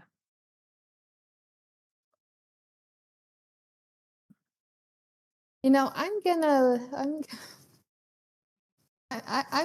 allow I'm not going to attack right now. I'm Oh, gonna let okay. my mirror image. I'm gonna hold my attack. Perfect. Okay. So that means Um, Toll's gonna go. Perfect. All right. So what's Toll gonna do? Oh wait, hold on, hold on. Hold on. I need to. Not that I am. 1 second. I gotta make sure because technically Toll needs to roll a Constitution check as well to see if he is frightened by the Oh, the creature. I forgot about that. okay. Yeah. So have So no he a Wisdom saving throw. okay. Is it a spell or a magical effect? He just has magic resistance. So Um. Yeah. so he has advantage on saving throws against spells and magical effects. Let's see.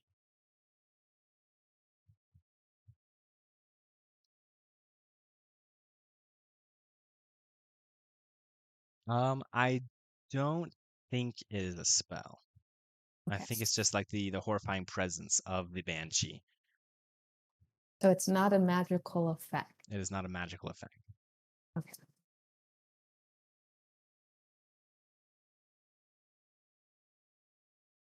Well, he rolled a 17.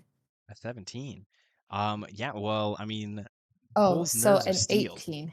An 18. So he's ready to like roll, dude. He's not frightened by this banshee whatsoever.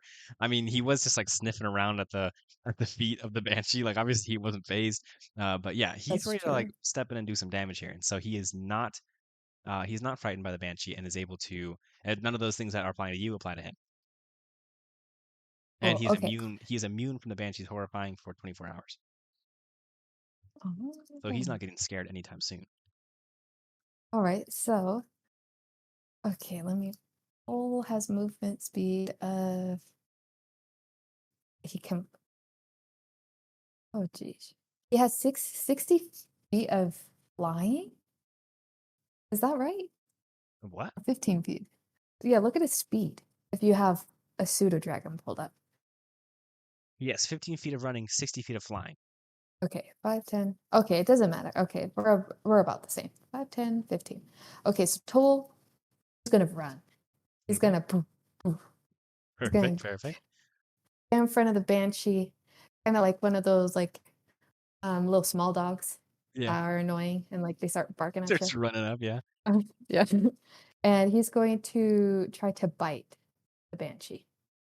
Perfect. Try to bite the banshee. Okay. Roll to Yes. attack.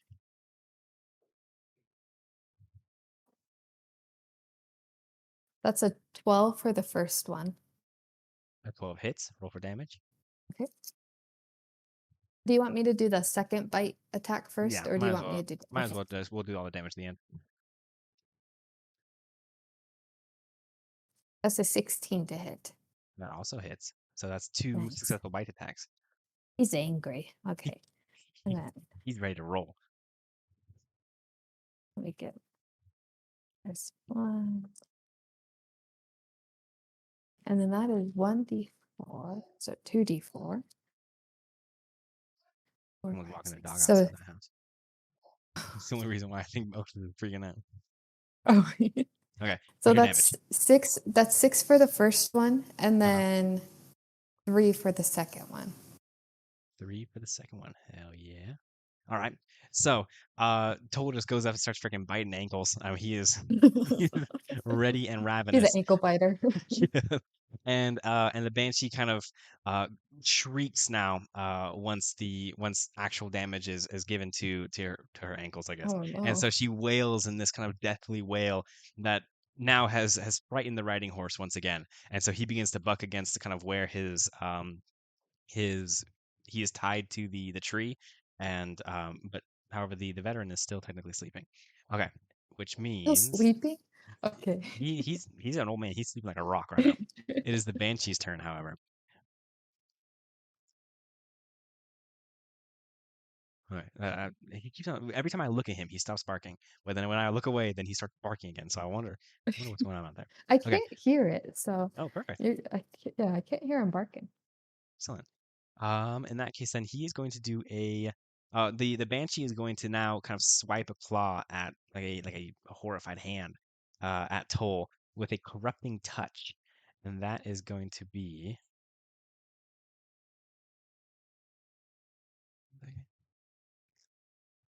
a natural 20. It was a Oh my natural heck.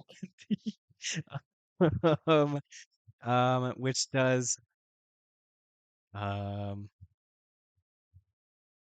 which does I don't know how best to say it. 22 damage. It does 22 So damage. Cole Cole dissipates. He He is the uh magical fibers that keep him here as my familiar are gone. oh no. Yeah, Toll disappears. Once he forget once the Banshee swipes and and I don't he's gone. I'm sorry. I'm sorry. I didn't mean it. I didn't mean it. Poor But guy. Toll is gone, and the Banshee kind of shrieks in victory and everything as this little yapping dog is no longer bothering her, and now she's going to move. Let's see, 5, 10, right to you, and at this point, the veteran wakes up and he sees what's going on here, and the veteran is going to let's see, hold on one second. That's 5, 10, 15, 20, 25. Runs in here. Like it's almost like you didn't even see him like get up and everything, but like with absolute like unlike any old man you've ever seen, runs in with his short sword, and he's gonna attempt to do a little bit of damage here. With a 19 that hits, plus 9 points of damage for the Banshee. He runs in with his great sword and swipes at the Banshee and slices kind of her arm on the side and delivers some damage here. And he kind of is he begins to try and goes, "What's going on? Where did this thing come from?" Can I speak while being frightened? I think Is so. it big in front of me? You're gonna shrug. Yeah. I think you Like can speak at shaking in least. my boots. Yeah, Okay, I'm like, your timbers are shivered right now. yeah. I was in the forest. I don't know.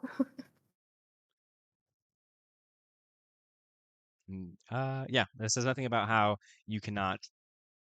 It doesn't say anything about not being able to speak. So you think you're good. Okay. Perfect.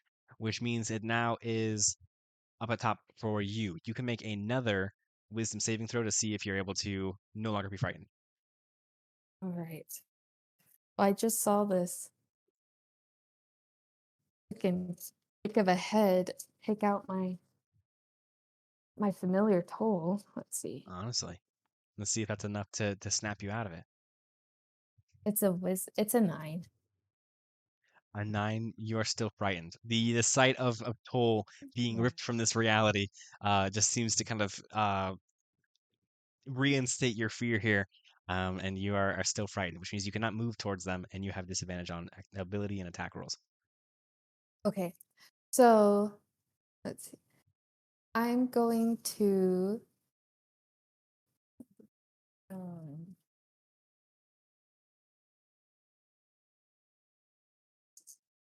I'm going to which one should I do?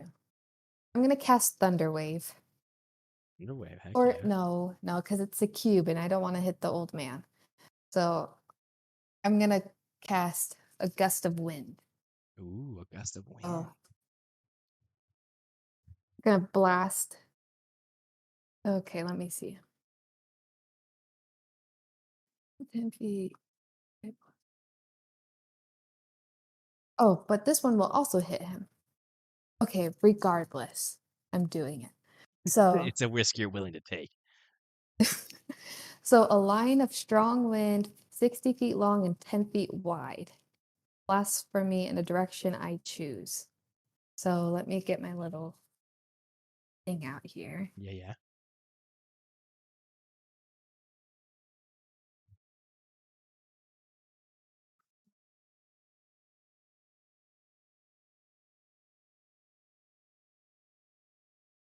You're working. Mm, yeah, I just don't. I need to practice using this a little bit more. Okay, so 60-foot long. So that's just going to be this whole thing right here. Yeah. And 5, 10. then Oh yeah, no, that's just it's just gonna be huge. and 10 feet wide. So 5. Can I do it so it's this way? Like I mean, I'd like to think so. I like I that? I was gonna Okay. let you do that, so I'm down with it. Okay, And you gust just of wind gust of wind that this freaking way. banshee. Okay, perfect. Let me take So a look here. I'm trying to remember a strength any saving throw. yeah. On a strength of 13. Okay. Yes, let me take a look here. Let's see if this banshee is strong. Ooh, it already has a -5 to its saving throw, so there is luck. Ooh, it rolls a a dirty 1. If that makes sense. And so the Yes. banshee is pushed how many feet? Oh shoot, I So didn't do that. the banshee is pushed 15 feet 5, back. 10, 15. And so this banshee who's like up in your face and everything is thoroughly frightened you. Just absolutely watches as your. Well, is there any rolls for it? I just want to make sure there's no rolls for. No, you just make a strong one. Yeah, so you're good. Yeah, you just absolutely force blast this banshee across the forest. Like the leaves and the branches of like the trees nearby are like stripped of like their leaves as like this powerful wind all of a sudden like kind of flies to these trees and um yes, no, nothing No. should prevent this from happening. Yes. Okay. So I mean, yeah, the banshee has been pushed from you and has you've now created some distance. Okay, and then so with that, they must. So the banshee must spend 2 feet of movement for every 1 foot it moves. It Towards wants to you, get closer like to if me. it's Yeah. going through the gust. Okay, perfect. So it's just Nice, this nice. constant wind coming off of me. All right, I like it. Because it is a concentration one. Okay. We'll see if that keeps going though, because I do Yeah. have a bonus action. So pretty I much can't remember by if next it's turn, well, by its turn, if it decides to walk towards you, then it's gonna be like difficult terrain. But like you'll be able yeah. to decide whether or not you're gonna continue gusting. Yes. I'm gonna find a better word for that one. But yes. Okay. All right. In Okay. that case, So then. Mhm. with my What'd you do? bonus action, I'm going to do Tentacle of the Deep. So I'm going Nice. to summon It's my never a 10-foot long complete session without tentacle. your tentacle. Yes. Which is actually a dragon tail. Yes. So there is a market for 10-foot long dragon tails, if you ever wanted to know. I So, don't want to know what market it's for, but I'm um, glad that we know. uh, okay. And it doesn't say it's a concentration. It's just like a melee attack, and it's just there. So I can keep the gust going. So last for a minute. So 10-foot long tentacle at a point I see 60 feet from me. So this bad boy is going to be used to create some space. Right. And it's going to go, oh, should work. Oh, there it goes. It's going to look like this. Nice, nice. I like the little And dragon then, tail here. yeah.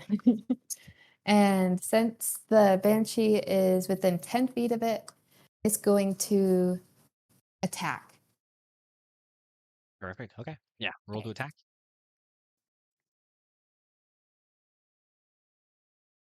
That's a natural 20. Natural 20. Yeah. Roll for damage and then double it. You just critical. Nice, nice. Okay, nice. About time something dragon related got high rolls around I here. think that was the first nat 20 that I've done this session. Yeah. Or yeah, this I campaign. was gonna say this campaign, I think. I don't know if you've Yeah. done any. Okay. So that's 11. So 22. Well, you roll 11, 22. Right back. That Banshee just criticaled and then got rid of Toll, and you criticaled and rolled the same damage. And so, just as a bit of revenge, for Toll's sake, you have absolutely Yeah. decimated this Banshee. All right, and so is that your turn? Yeah, so it's gonna come up, and then as it's slamming down, I'm like, "This is for toll," and then it's a Perfect. Excellent. So, then the warrior veteran, I guess I could just name his. Oh, hold on, what's his name? Dentith. I'm just going to, for the sake of ease here, where do you come up Dentith. with these names? Um, you want the real answer? I just start saying nonsense until something happens, or What I'll do is I'll put my fingers in like in a random organization. I'll just press down on the keyboard to see what letters are made, and then I will see what word I can pull from it. Or if I just think of weird like sounding words, that's what I'll do. And that's how I came across the first name. And I'm trying to Nice. remember what I told with like Goober or something. Oh, Gloober or something, Gloober. And I which was like, oh yeah. And then I looked it up. Yeah. which yeah, I looked it up too, and I was like, "Did Nathan write this?" Because it says, "Wow, that guy totally has that Nate Dogg's dick in his mouth." Wait, what? It did? Yes, for What the Gruber. heck? For Gruber? Yeah. I didn't even click into it. I just saw Urban Dictionary. What the heck?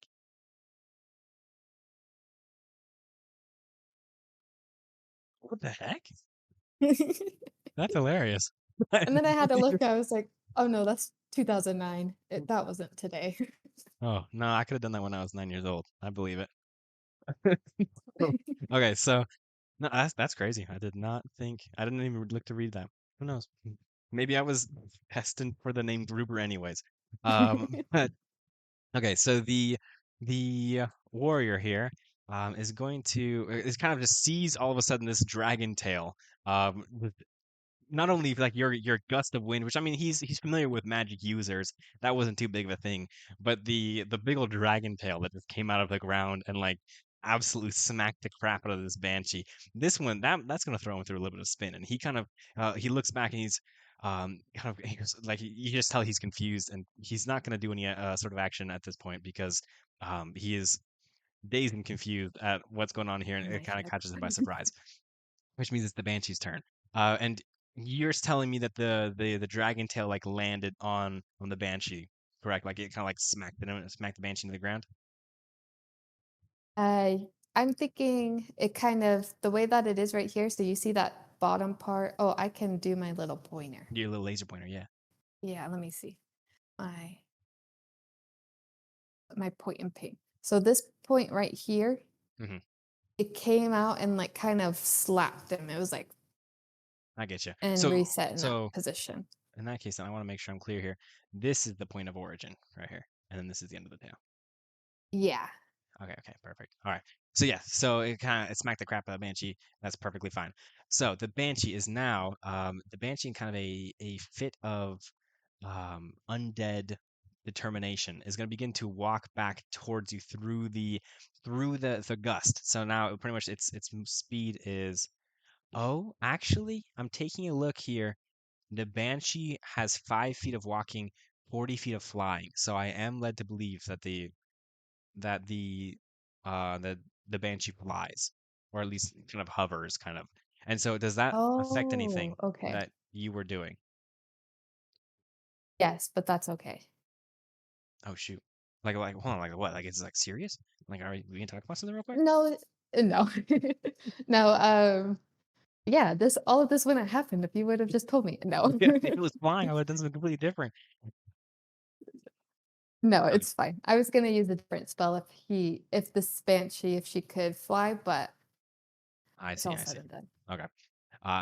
No, nowhere in the stat does it say that she flies, but I was just looking at like the D&D Beyond where like it has like a little like stat thing. I guess I should have read the movement. Yeah, It no says say worries. fly. Yeah. No. Yeah. Yeah. Okay. But nonetheless, they're gonna try to fly towards you. It takes twice as much movement to move through the gust. Is that correct? Yes, so For every yeah, like 1 foot twice is as 2 feet. much. Yeah, Okay. every yep. So the banshee begins to move. So that's going to be 10. But the thing is, as it you see almost its body kind of I don't really know how to describe it here. What are you drawing right now? Is it like Sorry, a I little was trying to decorate the tail. trying to break your tail? Does your tail Yeah. have help to it? No, not at all. Okay. I don't think so. Let me Okay, double perfect. check, but I'm pretty sure it doesn't. It begins to kind of like phase through the dragon tail as if like the dragon tail isn't even there. It kind of like hovers through the tail. So that's a 10, 20, Yeah, because it's a 30. spectral tentacle. Perfect. So, Gotta love the oh, spectral tentacles. and I don't know, this probably changes things as Uh-oh. well, because I didn't tell you. Um, Now we're both keeping secrets. we are keeping secrets. But some are better left kept. It's cold damage. Cold damage. So I don't know if she's resistant or immune to cold damage. Um, what's the dog doing? Stop barking, dog. Um, technically it is immune to cold damage, Okay. but I'm Immune? gonna let Oh it is god. immune to cold damage. I'm gonna let the first one go just because it's already been done and I thought it was cool what you did, and so I'm not gonna be all crazy about it. But technically it is immune to cold damage, and so the tail might not work again. That's what I'll say there. But I mean, I still thought it was a cool rule of cool, and I'm gonna go for it. But the Banshee is able to, with its 40 feet of movement speed, that's 10, 20, 30. It's still kind of, you can see it kind of flying desperately through this gust of wind that you're creating. And so it's almost like kind of clawing and like swimming up towards you through this gust of wind, and it finally gets to you, and Oh, it will I didn't. attack. Huh? Oh, I did roll to see if I was still frightened. I did. Yeah, we're good. Yes, yes. And it's going to roll to attack. Dang, I gotta stop rolling so high. Does a 20 hit you? Oh my, does a 20 Not hit me? not a natural 20, just a regular 20. Oh, yeah. Sorry. Yes. See, Yeah. yeah, I don't know why you got me all that sass. It's just a regular 20, not a natural 20. Regulatory. It and Yes, so in fact, it does. you're kind of your terror and you're frightened as you're watching this banshee kind of still get to you, even though you have your gust of wind going.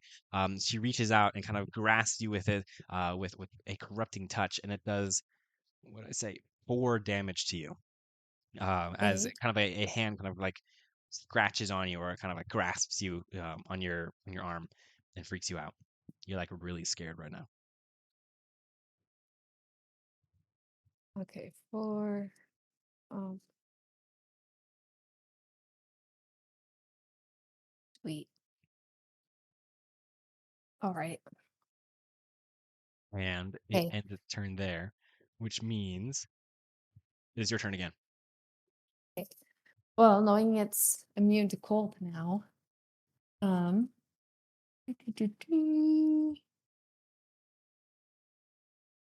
I'm going.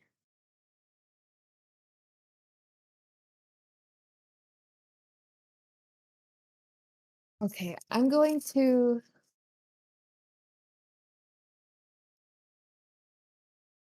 gonna do lightning lure Lightning to see lure. if Okay, yeah, okay. see if it's immune to lightning. Um, so I create a lash of lightning energy that strikes at one creature of your choice that you Mhm. see within 15 feet of you. It says to be pulled to me up to 10 feet. I'm gonna say it's already towards me, so it doesn't really need No to need to be pull. pulled. Um, Okay. and then it's basically if it's close to me, it takes 1d8 lightning damage. Heck yeah. All right. So what does that look like? I think this is your first time ever casting lightning lure, so I want to know what it looks like when you cast it. All And are right, you able to do so this at the same time as your gust, or are you dropping the gust? it's at will. Excellent. It's a Okay. cantrip. So Wait, so you like know when you're theoretically, if you're doing the gust of wind, you're also doing a lightning lure to like pull it through the gust of wind that you're making. Can you- yes, but regardless, it's already here. Yes. Um, so you know how like when you're I don't know if you've have you been to Goblin Valley? Yeah. Or I've been like to Goblin okay, Valley. Well, a but while ago, and I'm curious on where yeah. what's this going, but I'm excited. Well, basically, in my so when you're in that pit with all the goblins, Yeah, yeah. um, and when there's a storm coming, if you're up on top of one of the goblins, your hair starts floating up because you're about to get hit by lightning. Oh, yeah, yeah, yeah. Yeah. I've never So done it, basic. but I'm aware that that happens. Yes. Okay. Well, I guess the Goblin Valley, you don't have to think of that. But basically, so it's kind of like that. It's like staticky. Hmm. My hair starts floating up. Um, and then, yeah, like any spell, my eyes turn blue. Yeah, Well, yeah, like a deeper blue, like my yeah. pupils are gone. Um, Staticky. And then you kind of can feel the electricity in the air. And things kind of turn hazy, like you're in an electrical cloud, and then boom, you're hit. Dang. Okay. So, even even a little bit of the banshee's kind of hair begins to kind of stand a little bit as all of a sudden a like lightning strike emanates and strikes the creature. I want you to roll for damage. Okay. All right, 1d8. Okay.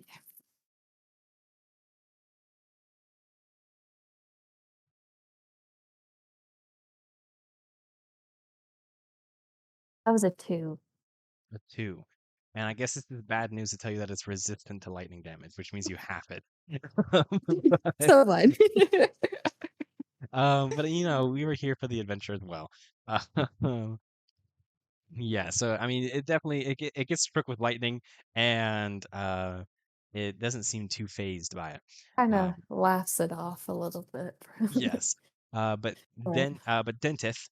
Dentith here, which sounds kind of sounds like dentist here, Yeah, is that's going perfect. to run up with a. Oh, 1 second. I'm taking a look.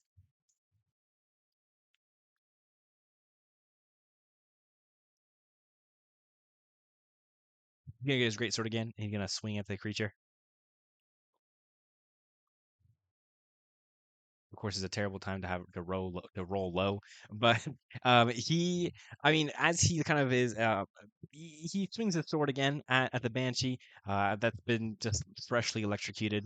Kind of, the banshee is able to kind of like, in a kind of an incorporeal state, kind of wisp around the sword as the warrior swings at the banshee and misses ultimately, which means that it's now Oh the no. banshee's turn again, and this time the banshee kind of sees that there's also someone here trying to attack it, and is going to instead of attacking you, attack the dentist. Um, the more I'm saying dentist, the less I like the name. So hopefully, hopefully this did.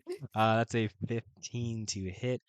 Dang, I've been rolling nothing but high numbers here, but isn't enough to attack the veteran here. And so, um, Banshee turns and with like kind of both hands like grasps onto the warrior here, and the warrior, like, even though he's like wearing armor and everything, like it's not affecting him, but the creature is now up in his face, and I need to roll a constitution for Dentith to see if he is frightened. Actually, I forgot to do that. He actually fails the save here, which makes it, which adds to the narrative now. He is So we're now all scared. thoroughly frightened. Yeah, well, he's thoroughly frightened. Well, not the banshee. The banshee's not really that scared, Yeah. but but the veteran is very very scared. As all of a sudden this banshee is now like kind of right in his face and kind of wails this screaming wail, um, point blank here, which means it is your turn now up at the top Okay, and I need to roll if I'm still afraid, if you're still right? frightened. And it's a wisdom. Okay. It is a wisdom, yes. All right, that was a 3, so I'm still scared. Oh man, Um, all right, you're banshee's going just that very way. scary. And then so with me being frightened, is my movement speed halved? I can't remember if you said anything like It that. is not half, but you just can't move willingly towards the creature. All right, so with that being said, I'm going to run this way towards the horse. Let me With the see. horse, perfect. And are you moving Yes. out of range of the banshee? Oh my heck. Just a question. Mm, yeah, just a question. All right, well, in that case, let me see. Actions. I'm going to disengage You can disengage. Okay, okay. and run. And run. 5, Perfect. 10, 15, 20. Do the riding horse. I'm by the horse. Okay. Um, is the horse still bucking and stuff? I'd say yeah. And the Okay. and the leather straps that it's attached to the tree with are wearing thin because it's been bucking so much like this entire time. Okay. Okay. As I only really have my bonus action left. And then let me see what happens to the gust of wind. I don't know if it like follows me. Let's see. Any creature in the line. The range area is south. I'm led to believe that as long as you're concentrating on it. Oh, and we'll have to remember to do this, but Mhm. since since the banshee is in the line of the wind, every time it ends its turn there, it Oh, must it gets. make a strength save to see if it gets Oh, pushed back. let me do a strength check real quick. Or say a strength saving throw.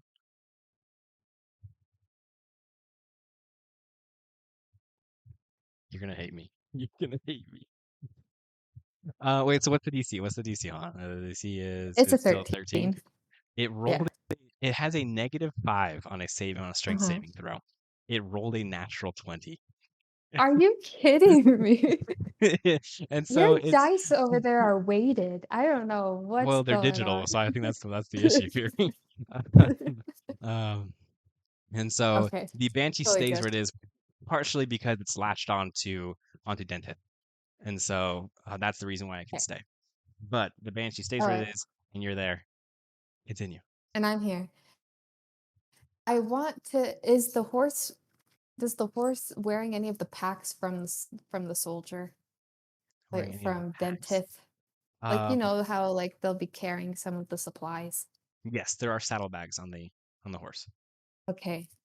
I don't have an action, but at some point I would like to sif go through the packs. Okay. So to see if there's anything of use. Anything of use? If you Perfect. want, yeah.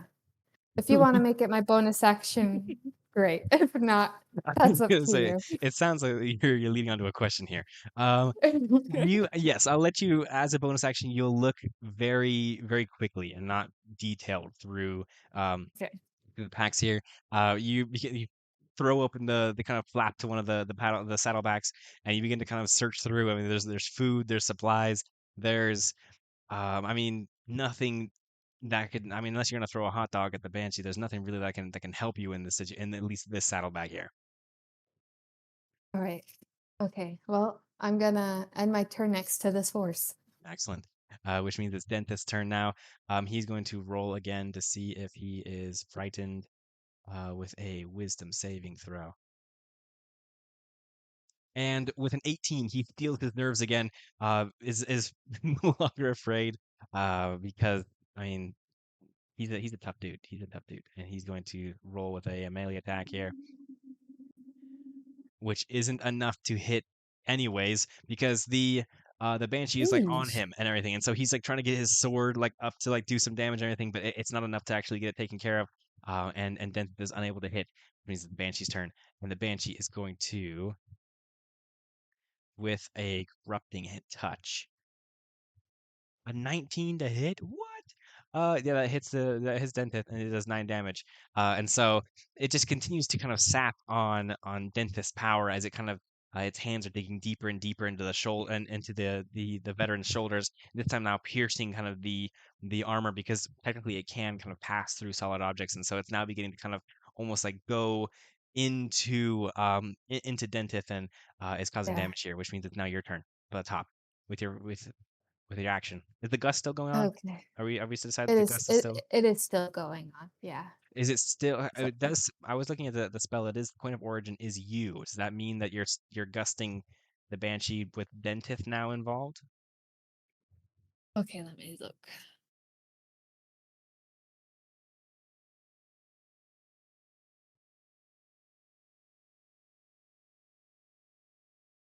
Okay.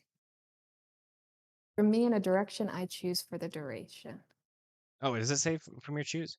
I thought it said. Hold on. It Uh, says in a direction you 10 feet choose. wide, blast from me in a direction you choose for the duration. So it comes from you, going in a direction that you choose. Okay. So you are still the point of origin. Okay. So I'll move 5, 10, 15, 20.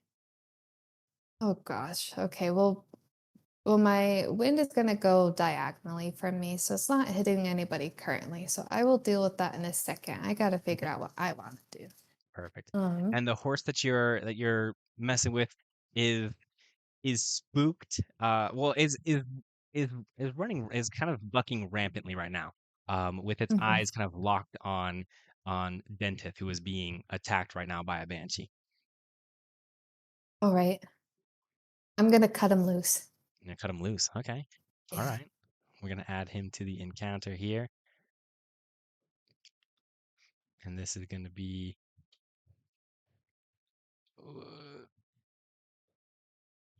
Okay. 1 second. I'm taking a look here. I'm seeing. Okay.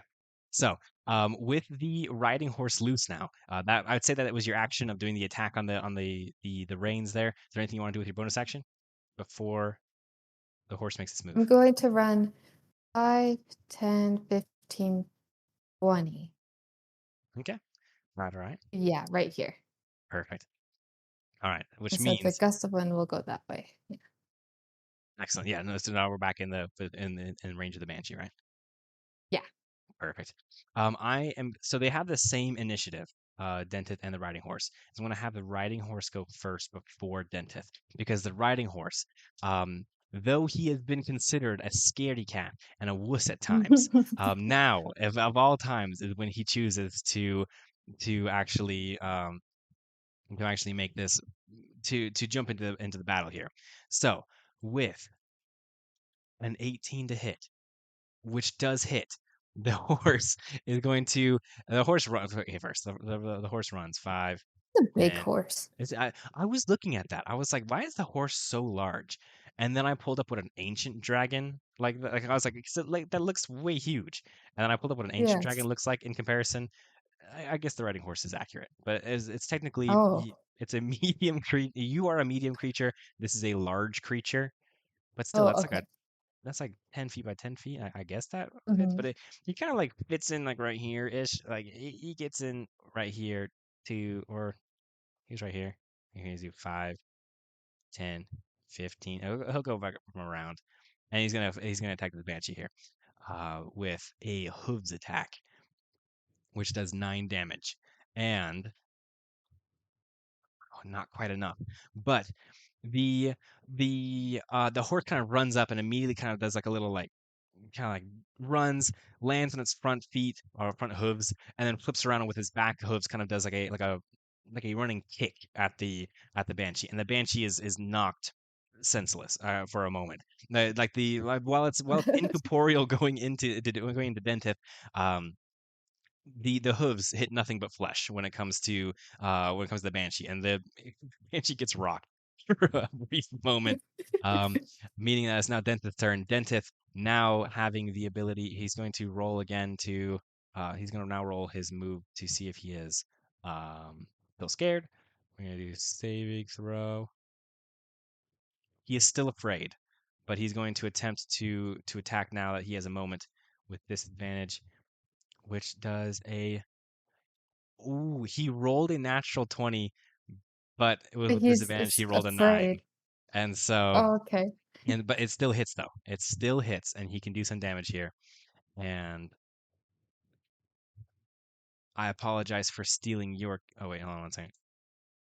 Okay, yeah, I still apologize for stealing your kill, but Denith, Oh, Dentith is good. able to shove the banshee off, and he drives the sword deep into the heart of the white-haired banshee. The banshee shrieks as her hands kind of like claw on the sword as she's still trying to like get to the Dentith, but she eventually begins to like dissipate towards like her feet, and the end of her dress begin to kind of turn into mist, and her whole body just sort of turns into mist, and she's screaming the entire time, but as her mouth kind of like dissipates into the wind, this scream goes along with it, and all of a sudden the forest is quiet again, and there's no more banshee. Oh my success. heck.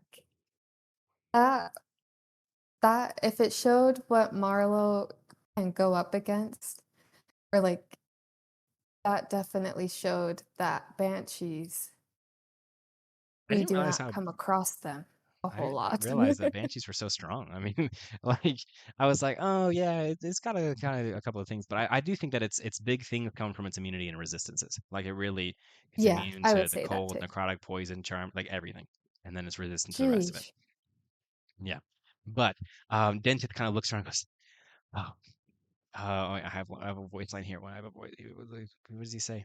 He goes, something's been in the air. A sort of dread is lurking. Something has disturbed the dead. It kind of, I don't know where that banshee came from, but it can't mean good news. No, and honestly, well, I'm going to be honest with you. I've encountered a couple of wolves and shadows, and even a revenant back in town. So a banshee, I'm not too surprised, but it definitely took us by surprise. um, And he kind of looks and goes, and the viceroy is telling you to check out Stormwatch Towers. yeah, and I would say it does have to do with something with that. So it makes me curious. It seems like everything coming from, well, we're guessing that the Stormwatch Tower is like the center of everything. And if this banshee has anything to say for it, I think we're on the right track. That's the place to go. So I'm He, sorry I didn't. I'm sorry I put you in the middle of this, but I'm thankful for you and your riding horse for you're coming in right. and helping. And he kind of looks and he turns now dramatically to the Stormwatch Tower and goes, well, if it's all emanating from there, I won't sit idle while my prized Stormwatch Tower is being corrupted. I really ask that I can come with you along with Stormwatch Tower. That's not something I'll ask of you, Dentith, because this isn't your fight to fight. But if you feel inclined, I won't stop you. We can go into this together. And he nods and goes, well, I don't know if I'm gonna get any sleep, but tomorrow morning we'll head. Yeah, sounds And good. that Yeah, is where we will tomorrow morning. end today's session after successfully defeating the Banshee.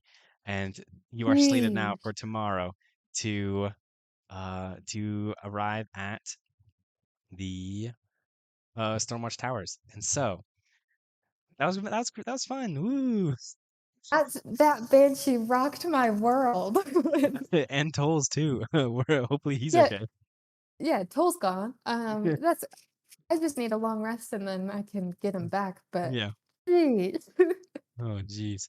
But to anyone who is here now, who has stuck around the entire session, we really thank you for sticking around, and we hope to continue to um, provide some good sessions for you.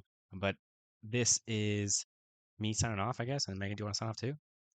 Yeah, hopefully my luck goes better than Marlo's today, um, as everyone else is watching. But thank you so much for tuning in, and we'll see if we can start at 6:30 tomorrow morning. Oh, not tomorrow That'll be morning. the continual Next goal. week.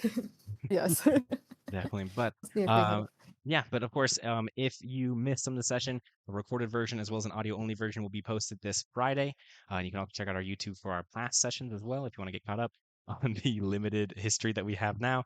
But thank you so much for tuning in, and we'll see you next time. See ya.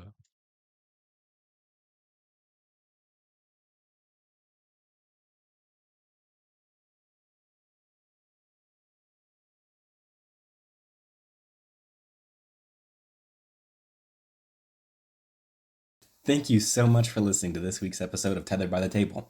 It was a blast recording this session, and I hope you stick around for the next one. If you want to watch us live, you can find us on Twitch every Monday morning, or you can wait for the recording and audio only episode to be uploaded the following Friday. Make sure to follow us on all applicable platforms, and we'll see you next time.